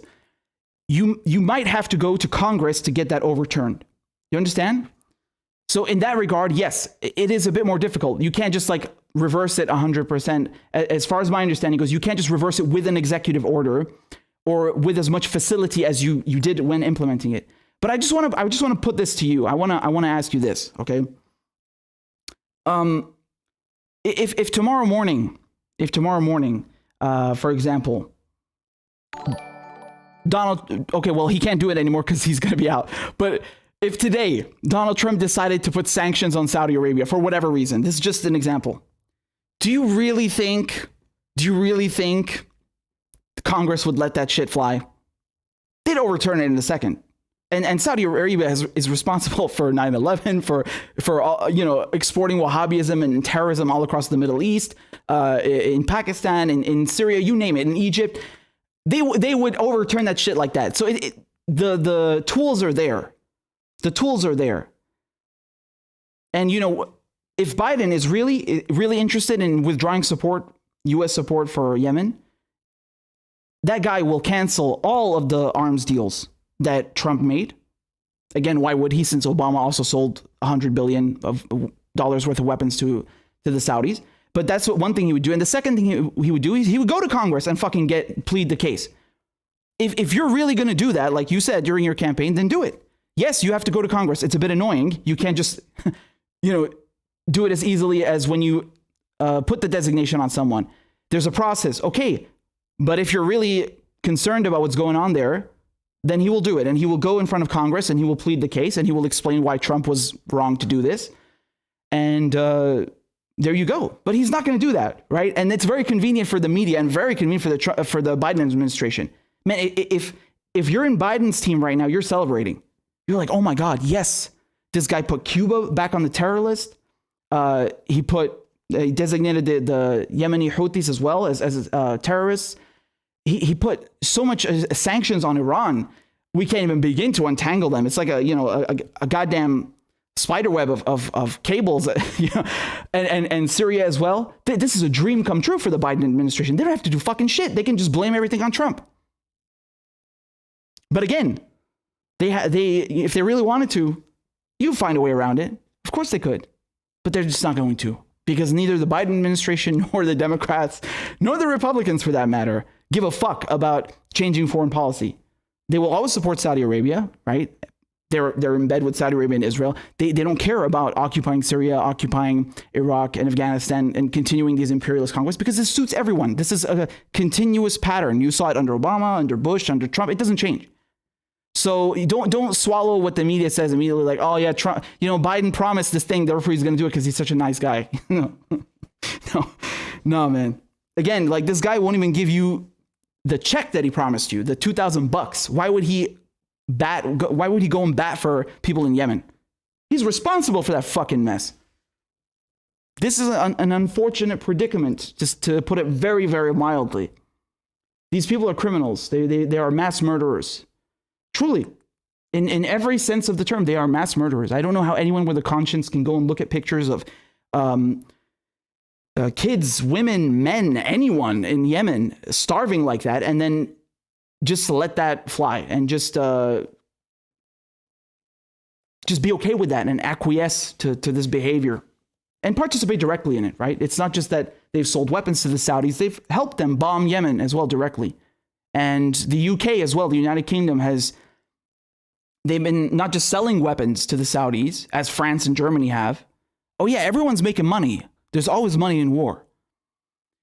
But they've also been training Saudi pilots. In the UK, huh? Oh yeah, it's a whole VIP treatment. It's not like, oh, we'll come to your country and train you. No, please come to us in England. We'll train you right here. Like, this is how sadistic and fucked up Western foreign policy is. I mean, just look at Yemen. This is a tiny country, and you have all these Western powers and Saudi Arabia ganging up on them and bombing the shit out of them and just kneecapping them beyond. Really, it's brutal. It's horrible. Let's not mince words. It's the world's largest humanitarian crisis. It's horrendous. And one thing that I said before is in every U.S. administration, and you could say the same thing about the UK, disregard for life is always a common feature. Always, unfortunately. So, no, I'm not going to hold up much hope. Not at all.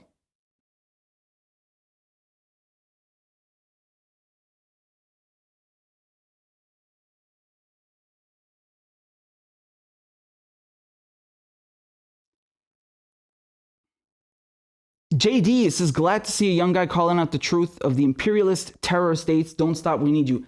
Thank you, Jay. I appreciate that very much. Again, I don't even...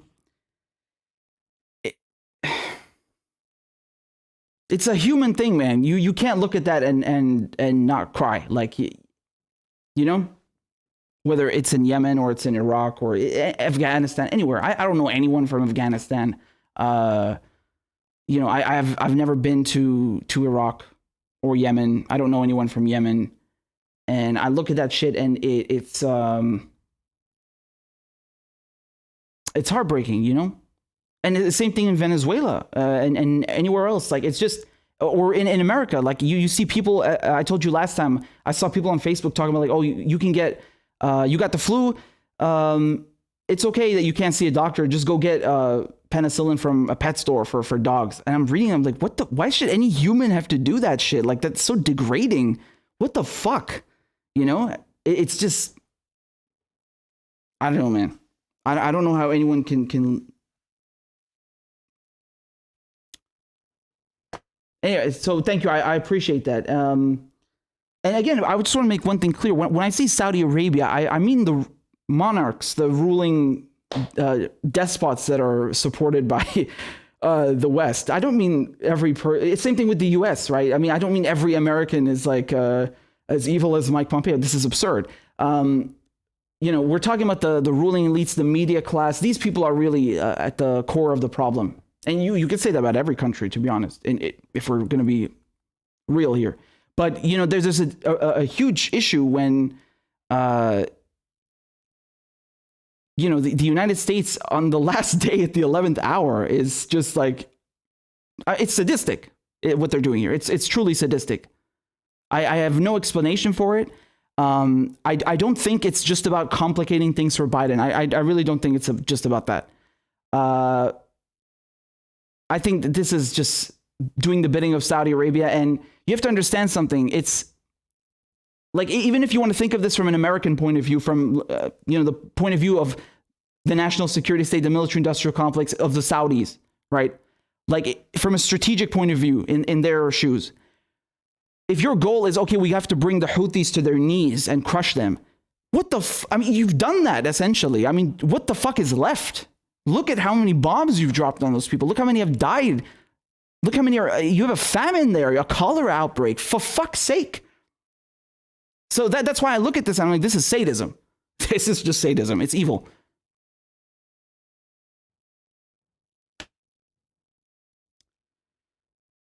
Sorry, well, I'm not sorry, but I think it's right to get upset about this because how often, do you hear anything mentioned about Yemen or Libya or, what's happening? You might hear about Syria once in a while, if you're, or Afghanistan. Yemen and Libya don't even fucking brings that up anymore. It's like they've just, whatever. They've just moved on. They don't even give a shit. Meanwhile, the government has not moved on. U.S. government every one of them is supporting this genocide. So there you go.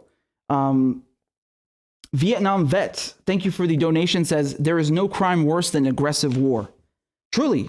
And one thing that I'd like to say, one very important notion I'd like to explain, because as you just mentioned, there's nothing worse than aggressive war. I consider sanctions to be a part of war, and I don't think I'm alone in that thinking, because the way it's marketed, of course, in the media and by Western governments, particularly the US, is that, oh, they're harmless. Look, we're just targeting 3 individuals.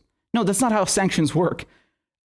As I explained before, you end up having companies and banks, so both in terms of commerce and trade, as well as the financial sectors, who just, they run like they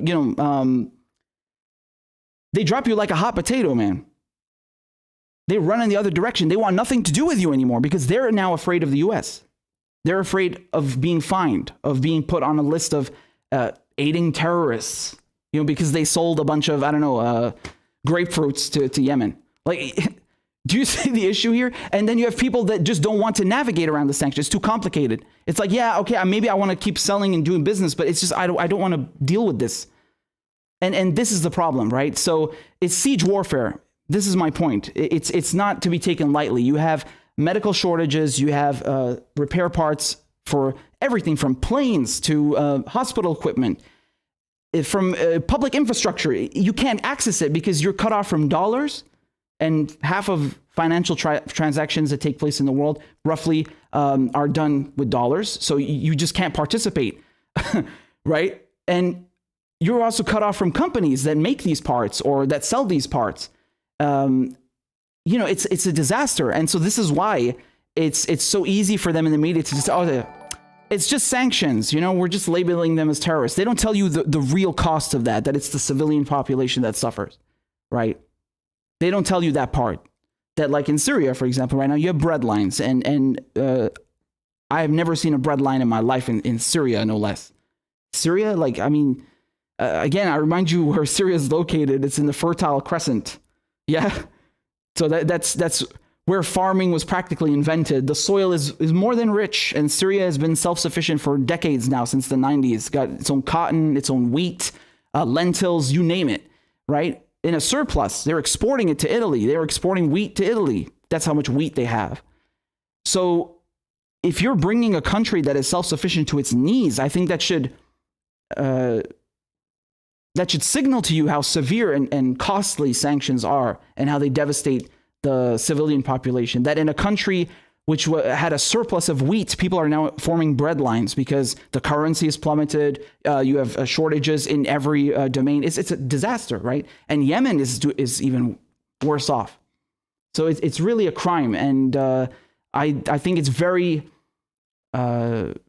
accurate and not so unreasonable at all to compare sanctions to siege warfare, because you are effectively isolating a country.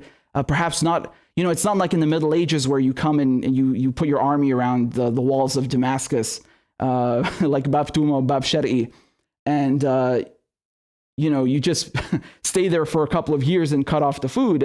I mean, not physically, although you do have U.S. troops there, and they are actually quite. This is the irony in one regard. They are literally occupying the breadbasket region of Syria, which is Deir ez-Zor, which is Hasake, where you have the petrol and where all of the farmland is. So they are doing that in one regard, but it's also financially. You have a lot of money, for example, from Syrian businesses that is locked up in Lebanese banks. A lot of dollars are there, billions, and they can't access them, right? Because of Lebanon also experiencing their own economic issues, and so you can't access them. But on top of it, the Caesar Act sanctions just make it infinitely more difficult. And it's really a modern version of siege warfare, economic terrorism as well. That's another good term for it. So just give me 1 second. I gotta get a sip, man.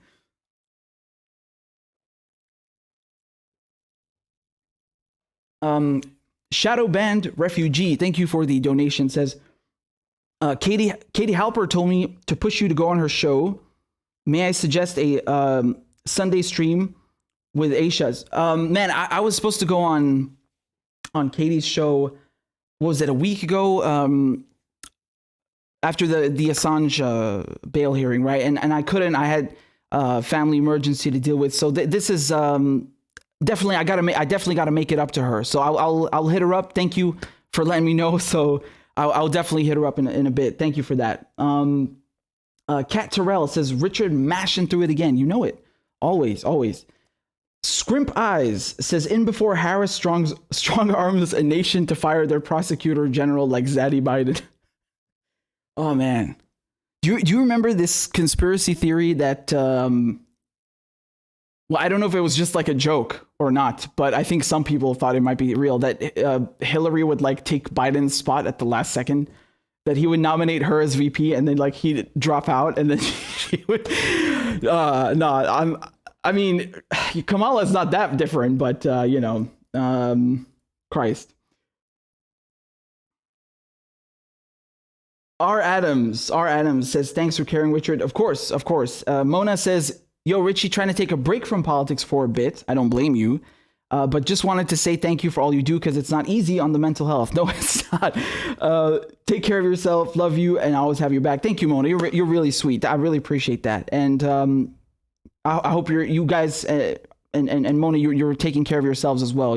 Got to be kind to yourselves, especially in such climate. Mr. Hood says Saudi Arabia is doing the bidding of the U.S. Okay, I raise you one. Saudi Arabia and the U.S. are doing the bidding of Israel. Oh shit. I mean, you're gonna have people saying one or the other depending on who you ask. I think they're all just in bed with each other. I think it's it's just funny seeing Trump, for example, being dumped by AIPAC. That was funny. That was really hilarious. Although, to be fair, AIPAC, okay, is just one facet. But Netanyahu, for example, well, he still praised Trump after the riots. Whatever. But yeah, I think depending on who you ask, they're all doing each other's bidding. I think it's an accurate way to put it, right? Scrimp Eyes, thank you for the donation. Says, when did you start covering the Syrian war? And what led you to political commentary and journalism? Oh, that's a good question. I appreciate it. Well, I mean, I started this channel like a long time ago. I mean, my YouTube account is like since 2006, man. Yeah, it's old. Like from when YouTube had 5 stars as a rating thing. So no, I was like 11. I don't know. No, 13. I don't know, dude. Like something like that. But no, I was not doing any politics journalism. I started like a year and a half ago of doing videos. I mean, I don't know. I never really wanted to, like, I did not grow up thinking, oh, I want a job in journalism. No. Like, I mean, again, I'm not complaining. I'm very blessed. And I I appreciate you guys, and I'm happy that I can have this platform to expose the bullshit that's going on. But like, it's not something I was really interested in doing. I mean, originally, just look behind me, man. Music, that's my thing, you know? You can't see it, but I got a bunch of Yamaha HS8s, so I actually don't have time anymore for music at all, which is, again, it's a shame, but I'm not going to complain. Like, I don't want to say, oh, look at these goddamn imperialists, man. I can't finish my mixing now. No, you know, I understand that okay, we need some more. We need as you know, as many indie media outlets as possible, and I'm very grateful to have this. So again, just to answer your question, about a year and a half ago, I think, and I mean, I've been talking about Syria since the beginning because when I started, my cousin, I think he just moved as a refugee, and you know, I brought him on the show a couple of times. I need to get his ass on the show, man. Like, you guys always ask me to bring him back, Roni, right? And so I mean, this always been a theme that I just talked about it since the beginning, alongside the US stuff. But yeah, it's not something that gets you a lot of views on YouTube, exactly, right?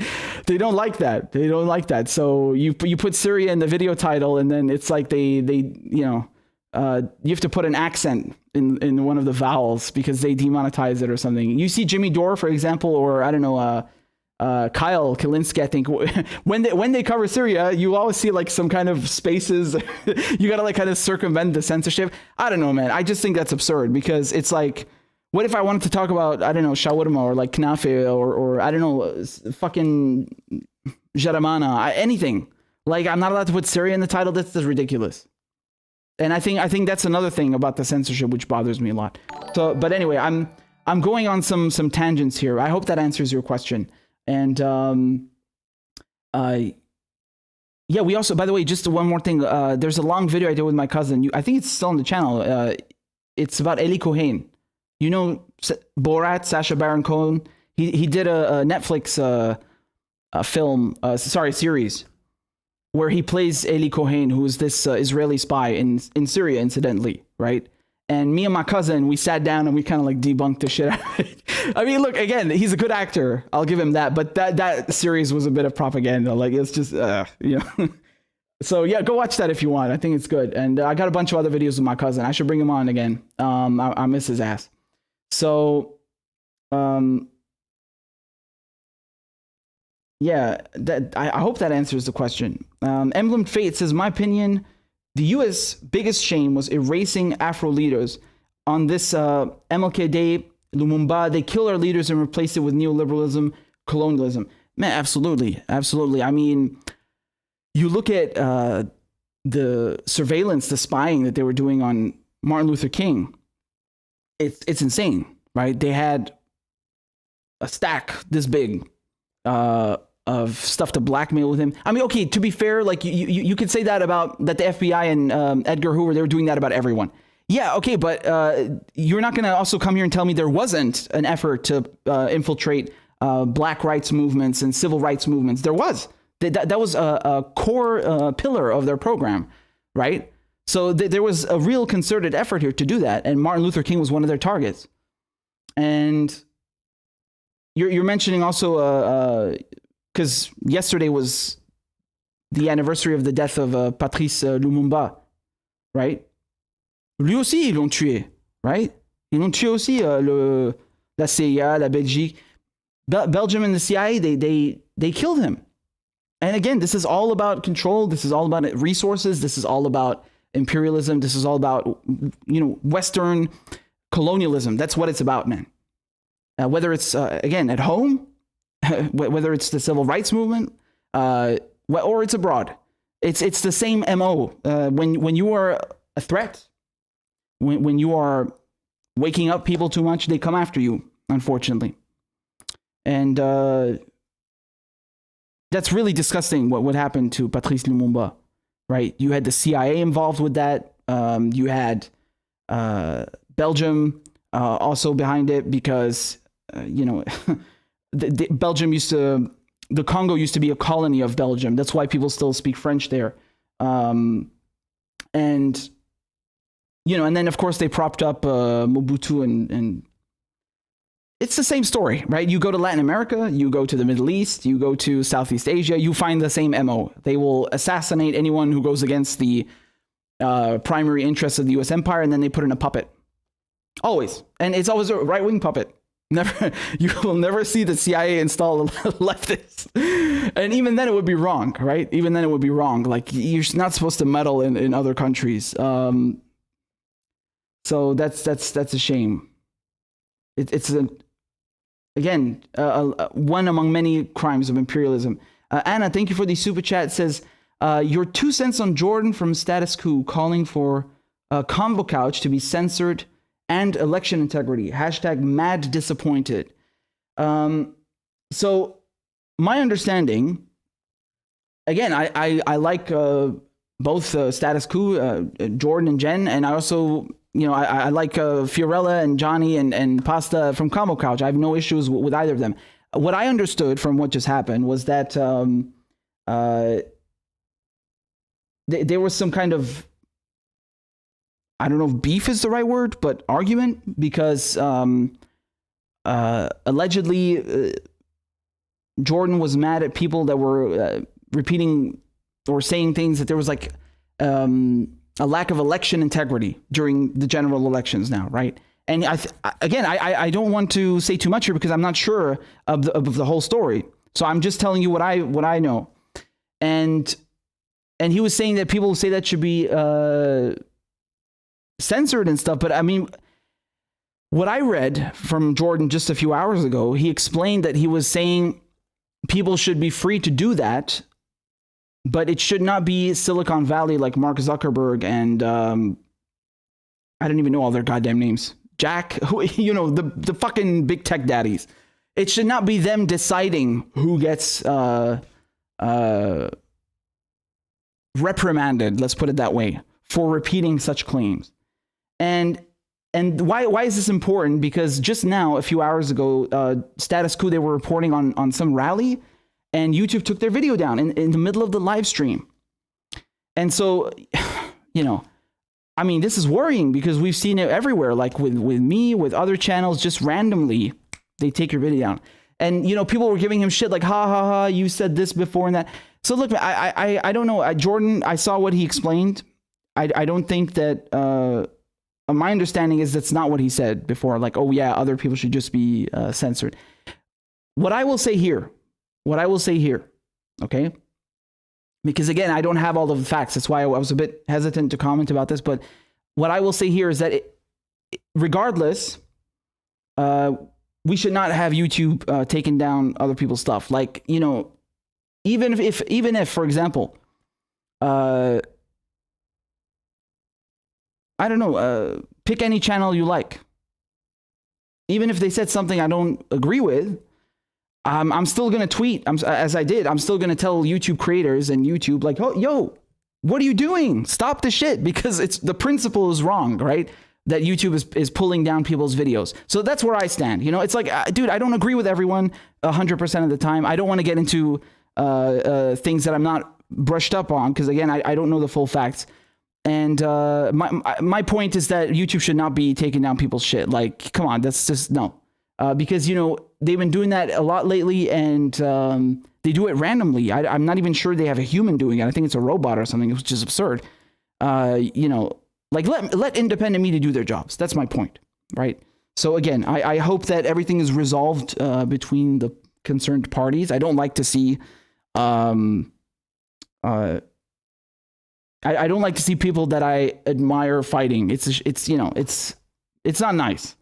So I hope everything can be fixed. But again, I'm not 100% familiar with what happened. So you'll forgive me. I just told you what I know. And there you go. So Dunk Achino, thank you for the donation. Says, have you talked to any Syrian activists yet? I have not, actually. I have not. Hold on. No, I've not. I have not. I should, though. But by the way, just if you guys were listening to what I was saying at the beginning of the show, this is, again, a beautiful thing about Syria, right? We have such a diverse ethnic and religious patchwork. and one of the ethnicities, one of the minorities are Assyrians, right? And just like you have Christians like myself, and you have Druze, and you have Bedouins, and you have Armenians and Palestinians. It's great. I love that. And I should definitely get more of my cousin at least on the show, because I miss his ass. And Syrian girl is I think if that was her handle, yeah. She and she was also had me up before. I think you guys were talking about her in the comments, right? So I'm just reading your comments. Give me a second. I'm just reading your comments.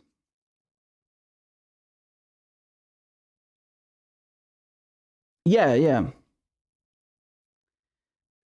Thomas says too much leftist infighting. Well, again, I mean, I do consider this is the thing about the American left, right? Which we'll get to in a second. And I really wanted to point this out. So we got another segment coming up. But again, before I go into the next segment, I kindly ask you to support the show. If you could give a small donation on Venmo, on Cash App, whatever's good for you. I'm just going to leave this up. You can scan it with your phone, with your camera, with the QR code. Technology is very fancy, very cool. And yeah, and other than that, we got a Patreon. We are almost. This is fantastic. We're almost at 400. Can you believe that? So I don't think anyone signed up today on today's live stream. So definitely sign up if you can. I'll play a crab dance for you. We got to get to that 400, guys. We got to get to 400. 9 people to go. 9 people to go. We just need 9 more people on Patreon. So support the show any way you can. It's really appreciated. And I thank you so much. And yeah, just give me 1 second. I'm gonna get some water if you'll excuse me, and I will be right back. And we will deal with the next issue. And this is about Julian Assange and Jimmy Dore and a lot of stuff. So you don't want to miss this. All right. I'll be right back, and I'll be back in a jiffy.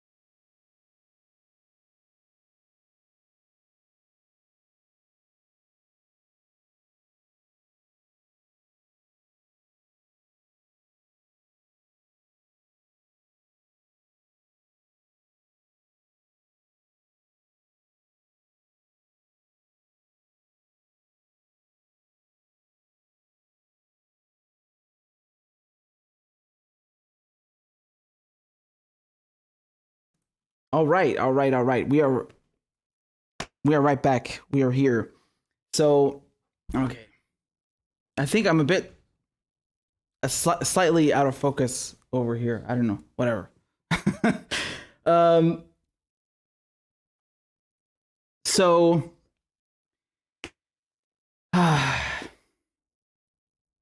Trump. Okay, I need to. There's several videos I need to show you. So let's do them in order. Let's do them in order chronologically. I hope it's chronological. Julian Assange.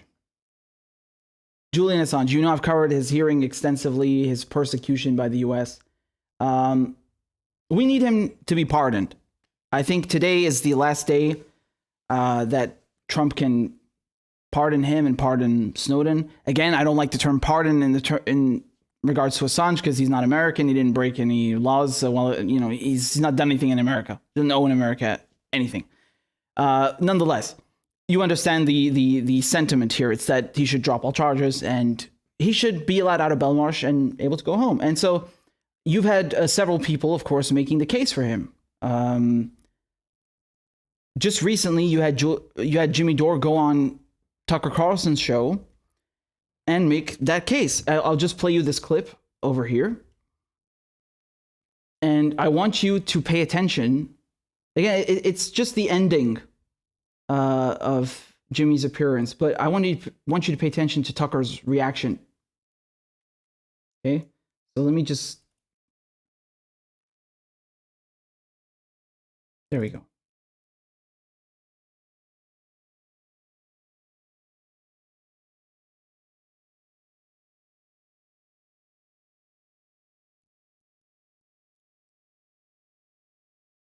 No, the first person to be deplatformed was WikiLeaks and Julian Assange, and this would be a great way for Donald Trump to stick the thumb back in the eye of these people, is to pardon Julian Assange. If he knows what's good for freedom of speech and freedom of the press, he should take this moment and pardon Julian Assange. I didn't used to think that, and I totally agree with it, partly because you convinced me through the force of your argument. I think that's absolutely right. Wow.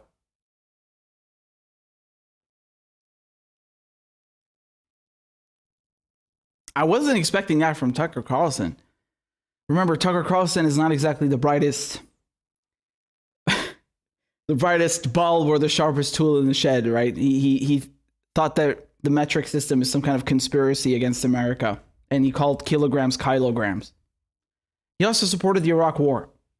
So, among other affronts. So yeah, to hear that, okay. Now, was he really convinced, like genuinely? I don't know. But one thing is for sure, Donald Trump watches his show. A lot of people watch Tucker Carlson's show. As a matter of fact, Fox News is the largest network in the US. Huge audience, right? More than any other network. And I mean, Jimmy Dore, of course, he's 100% correct what he's saying. What's interesting here, and again, Glenn Greenwald, when he went on Tucker Carlson, a few months back, I think it's also in August, right? He made the same case. And it's interesting because they're trying to play on Trump's ego, right? Like, look, man, they screwed you. Look at the deep state, the national security blob. Big tech just deplatformed you. Come on, man. You want to stick it to them? Just pardon Assange because they hate Assange. You'll get back at all of them. It's true in a way. And it's just one argument among a lot of arguments why why Snowden should be pardoned, right? Perhaps not the most convincing, but maybe to Trump, yeah. It's worth a shot, right? I mean, if you have 0.001% chance of it working, better than not trying, better than 0%, right? And so people are mad. People are mad. They're furious that Jimmy Dore went on Fox News and went on Tucker Carlson's show. Amazing. Particularly this, for example, look at this. This is from Emma Vigeland. It says Tucker isn't a dummy. He knows that investing in a leftist who is driving a wedge in the left is good for his far right agenda. It also helps when all that leftist does is attack Democrats and ignore fascism. Perfect guest for his ends.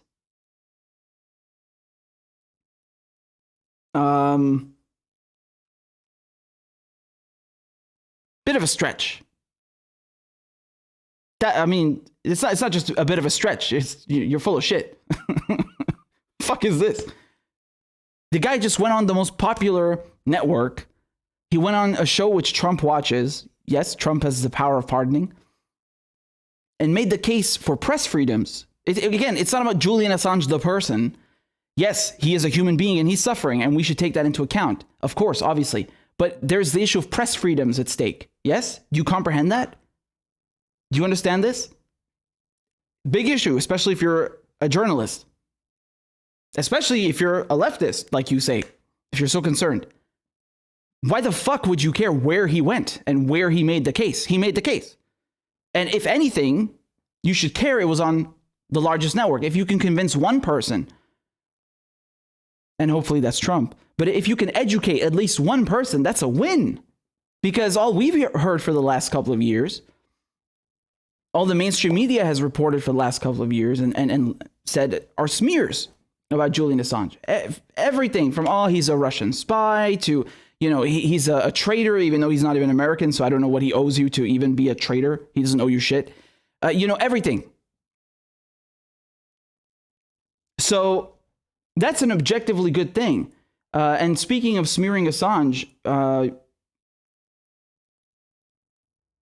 Emma is not lacking in that department. She says, WikiLeaks may do some good work, but holy Lord, Assange is a creep. All right. Be quiet. Shh. Shh. Okay. WikiLeaks doesn't just do good work. They do excellent work. Everything they publish is true, is accurate. They have 100% accuracy, authenticity in their publications. So that, if anything, that's excellent, pristine work, not good work. And this line about, okay, maybe WikiLeaks is okay, but Assange is a creep. That again, this is a smear. This is a line of attack that we've heard from many people.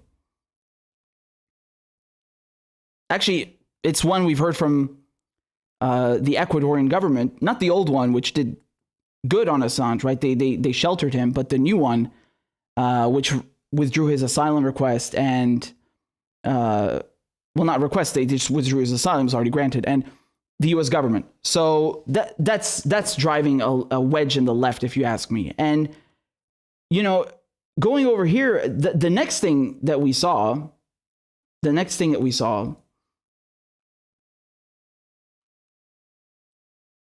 she's going on the attack now against Brianna. Then what did Bernie do with his platform on Fox? Advocated for Medicare for all. What did Jimmy do with his platform on Tucker tonight? Not one word about Medicare for all. From what I saw, instead, he aided Tucker's narratives. So what they're saying here, these people that are attacking Jimmy, is that yes, Bernie Sanders did a town hall on Fox News. I covered it, right? Did several videos on it. But he was trying to help us. And he was talking about Medicare for all. Jimmy didn't do anything. Jimmy's just like, trying to divide the left. What the fuck are you talking about, man? What are you on about? Look, man, if the subject is Julian Assange, right? Why would you talk about healthcare all of a sudden? Medicare for all.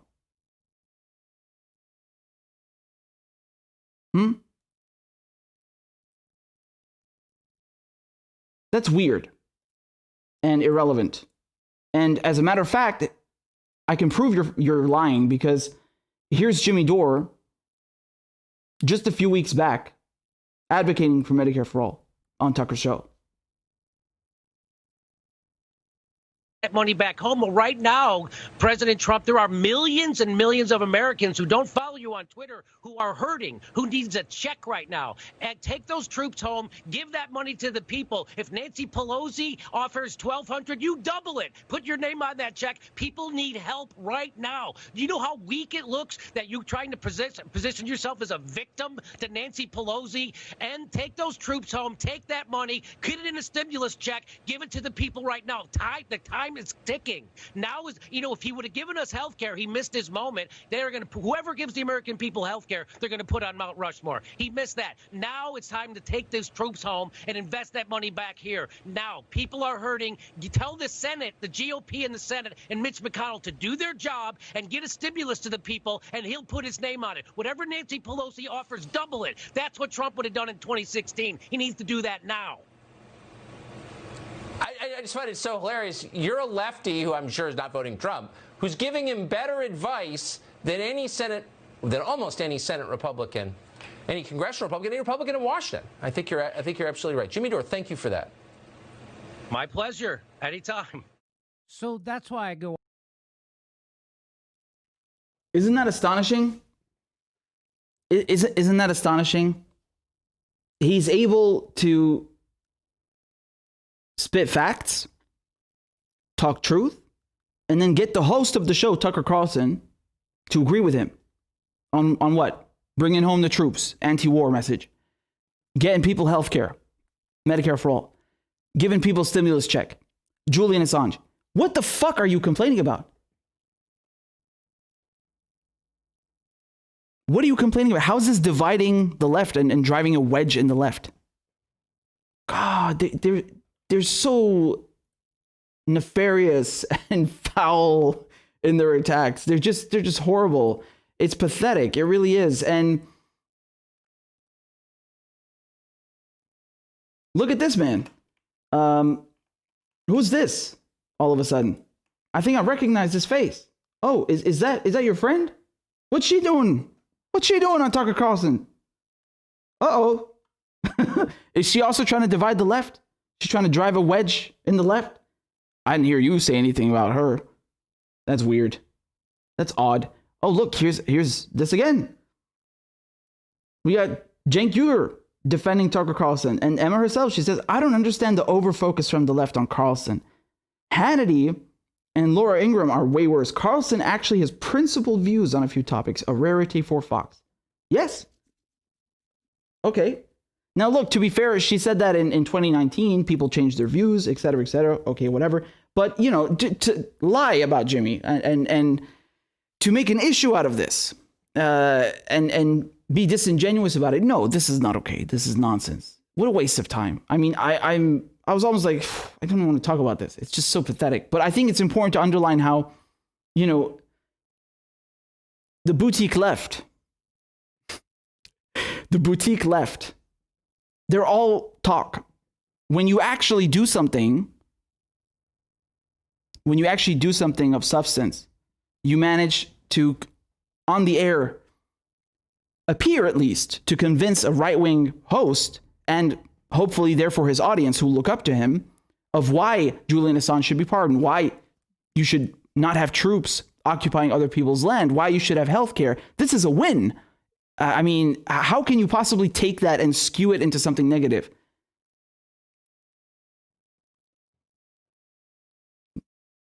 Just absurd. Absurd. Truly. Not to mention that, of course, these people, they did no coverage on Assange.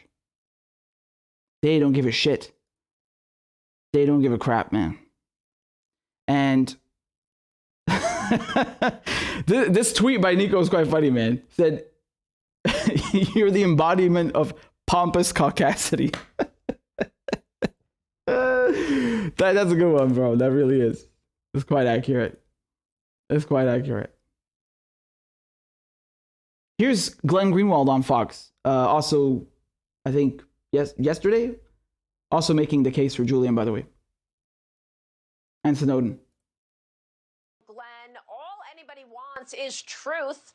The president now is looking for further pardons. Do you think he should pardon Julian Assange, for example? I think two people who have done more to expose the truth of the very agencies that Donald Trump says he has been victimized by and was victimized by, Edward Snowden and Julian Assange, are being persecuted by what he calls the deep state, the security state, and absolutely deserve a pardon. They've been punished and they've suffered for years now, and it's time for them to come home. What do you think about this cancel culture, Glenn, real quick?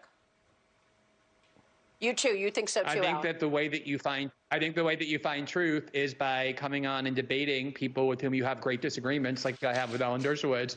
Yeah. And that way the public can decide after hearing all views what is correct and what isn't. Absolutely. Absolutely. Again, man, this is, you know, this is so stupid to see people get their panties in a twist because, you know,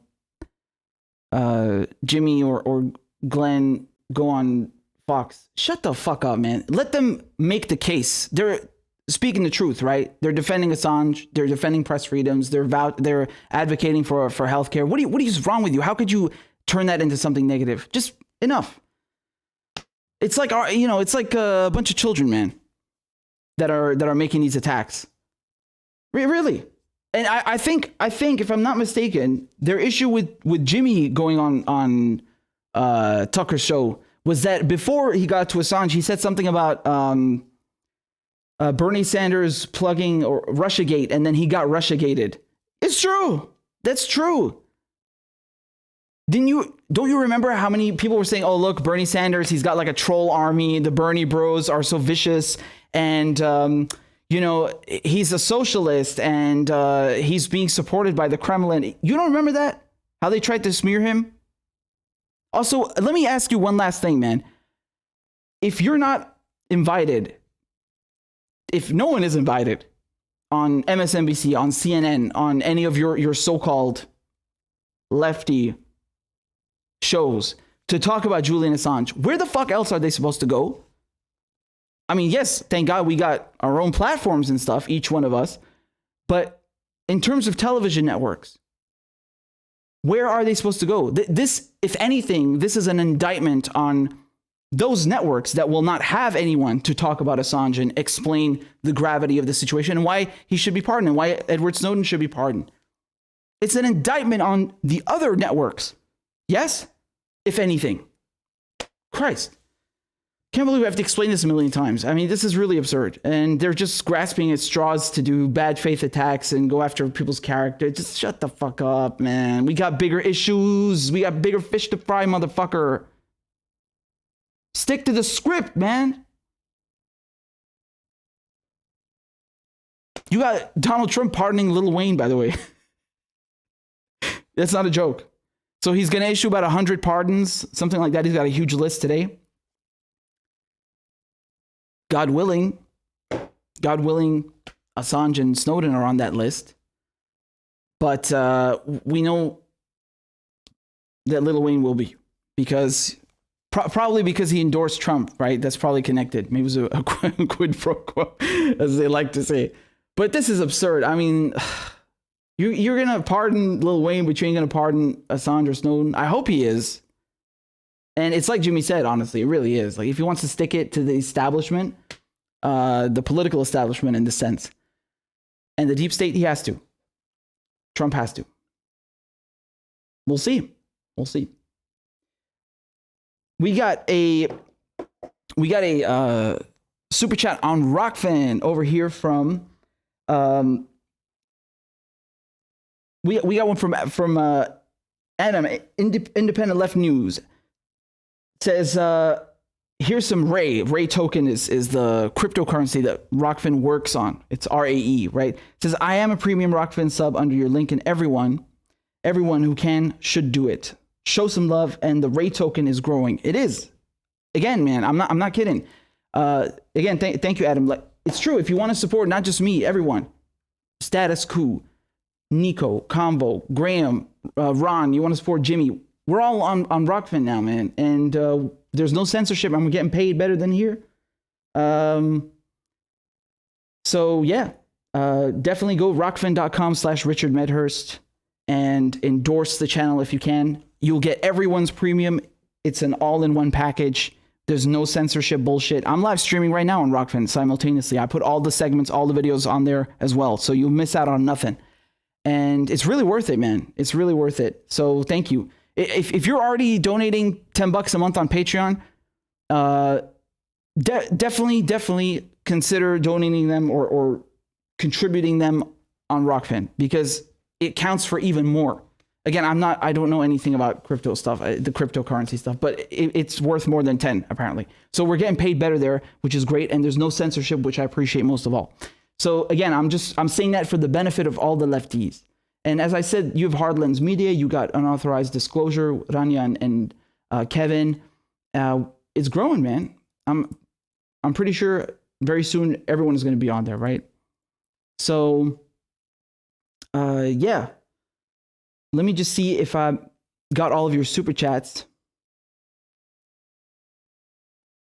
Francis, thank you for the donation. Says, what are your thoughts on Navalny returned to Russia? Right, so he got arrested. He flew back from Germany, and after he was poisoned, I don't know what happened, because from what I understood, and I'm not familiar with the story that well, you'll have to forgive me, but the story kept changing. Like initially it was like a water bottle or something. I don't know, man. I don't know. But what is weird is that who said this? I think it was Ben Norton. He made an accurate description of Navalny. He said like he's the Russian Juan Guaido. You know, Juan Guaido is the interim president of Venezuela, who's like recognized by the US and 60 other countries. It's a puppet. It's like a puppet government that no one even knows inside of Venezuela. It's the same thing with Navalny. This guy is like virtually unknown even inside of Russia. But in order to malign and further this Russian xenophobia, this anti-Russian sentiment, they say that Putin poisoned him. Okay, well, where's the proof of that? Like, do you actually have proof or not? Like, but again, I don't know why he was arrested. I'm not too familiar with this case, so you'll have to forgive me. This is not something that I am well versed in. Nonetheless, I think the guy, he is like his. It's in the single digits. In the single digits, his popularity in Russia. So I don't know what that tells you. If the European, the Western media, the American media are making such a fuss about him, the same way they do about Juan Guaido, immediately makes me a bit of a cynic. Immediately. And again, I don't know the specifics of him being arrested and the poisoning, so I can't speak on that. But yeah, every time I see some anti-Russia stuff in the media, I just like, hold on, let's take a closer look, and then we'll examine this. We got a lovely donation over here from Marissa. Marissa, thank you so much. Says, oh, I'm working on beating your pop socket. Yes, thank you so much. Marissa's really sweet. She wanted to put a Syrian flag on it. That's really awesome. Send me your P.O. box. I will. I have to get that set up. I think you and Colin asked me. I have to get the new P.O. box set up. Definitely. Also, I saw your other donation the other day. Thank you for that. It said, I love watching your communique show because you're trying so hard not to cuss. Well, I mean, sorta, but we got it under control, right? I don't think I've done it yet. Anna, thank you for the donation. Says, here's hoping, is any country your side of the pond doing anything substantial to combat climate collapse, or just busy fighting off the US? Wait, so are you talking about when you say your side of the pond? I understand you're talking about the UK and Europe, or did you mean the Middle East? Because they're not fighting off the US. The UK, France, no, they're in bed with the US. So, and they're not doing anything about climate change. When it comes to the Middle East, I mean, man, those countries have been brought to their knees. Like, there's no infrastructure anymore. If you look at Syria, if you look at Libya, if you look at Yemen, it's horrible, Like I said, people got bread lines. So unfortunately, I think the last thing on their minds is doing anything about the environment. And actually, I think I brought this up when we were talking about how the oil was being stolen in Syria. You had a lot of terrorist groups, Al-Qaeda offshoots, you name it. They would capture some of the oil fields in Hasake or in the northeastern parts of Syria. And what they would do is they'd refine it in such a crude way, no pun intended, that it would pollute the environment, and you started getting people with, developing health conditions because it was seeping into the soil, the fumes. I mean, just another side effect, another consequence of lawlessness, of what happens when you have infrastructure crumbling, right? It's terrible. Not to mention, of course, that this is a valuable resource. They're making millions off of stealing Syrian oil, these bastards, and they have been for years. And, it's just, it's heartbreaking, man. Joe, thank you for the donation. Says, love your content. Thanks for being an important voice in the movement. Of course, by all means, and I really appreciate that. Anna says, oh no, marry, fuck, kill George W. Bush, Ellen, and Cop Mala. Oof. All right. I mean, the first one, George Bush, you already know.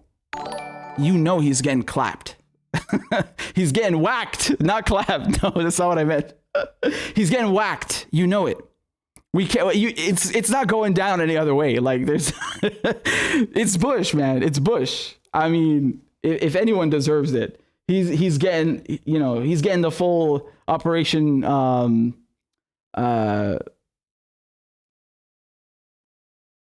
of it, the full invasion. Now, when it comes to, oh damn, Cop Mala and Ellen. Shit, this is a tough one, man. All right, fine. I'm gonna have to. Damn, this is a really tough one. Cause like, if you marry Kamala, you gotta listen, or Cop Mala rather, you gotta listen to her annoying voice. Like, we did it, Joe. Oh no. I feel like Ellen is a lot better to talk to. Not by that much, but I feel like she's a talk show host, so. I don't know. Okay, so we're gonna have to clap cheeks with Kamala and tie the knot with Ellen. That's how it's gonna go down. But what's happening to Bush. That was an easy one. John, thank you for the donation. Says, have you thought of doing a chat with Lee Camp? Yes, I have. I need to get him on the show. Definitely. Thank you for reminding me, because there's a lot of people I've been trying to get on, and it's We all got different schedules and stuff, so Lee is definitely someone I wanted to have on, definitely. And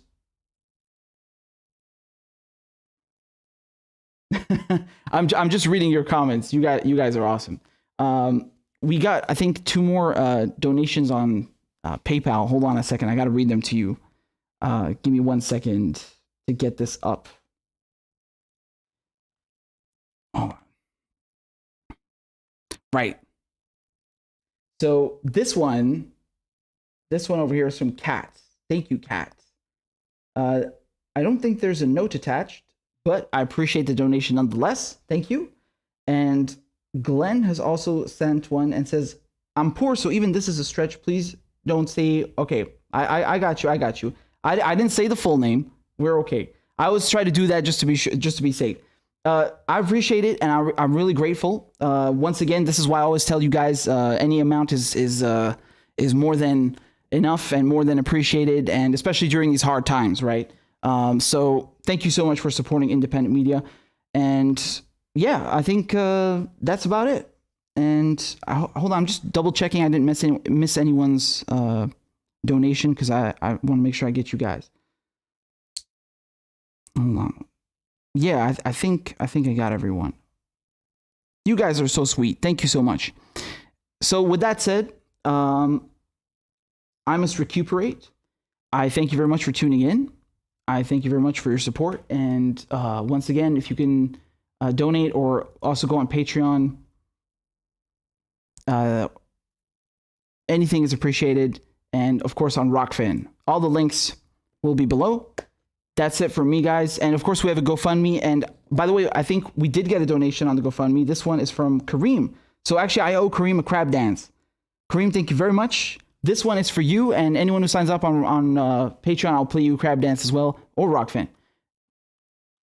Here we go, baby. Clap for that, you stupid bastard. And Corn Pop was a bad dude. And he ran a bunch of bad boys. Listen, fuckhead, you have fucking crossed the line, claiming I'm the enemy. You got that, you goddamn son of a bitch? I don't give a fuck what you think, bitch. Good morning. Sunday morning. Cut that bitch off. Why you texting? Why? You're getting nervous, man. Calm down. It's okay. Suck my dick and choke on it. I yield my time. Fuck you.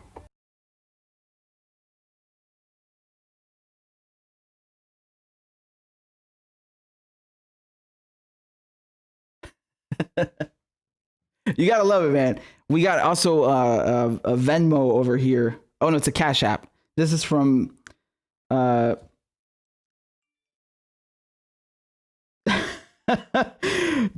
we got two of them. It says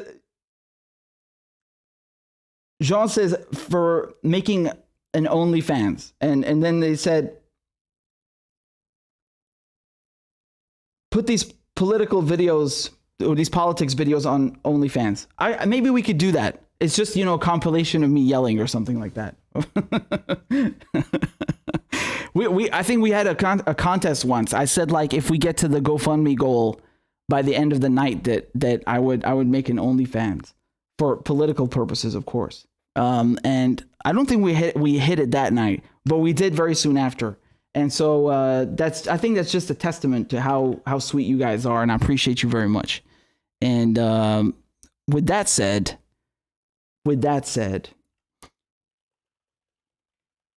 I'm actually not sure how far along we are. I think we might almost be there. Oh shit! Look at this. We're like 90%. So, someone who's better at math, you better calculate this for me. What percentage this is? We're almost there. This is really dope. So, hold on. Look at that. Wow.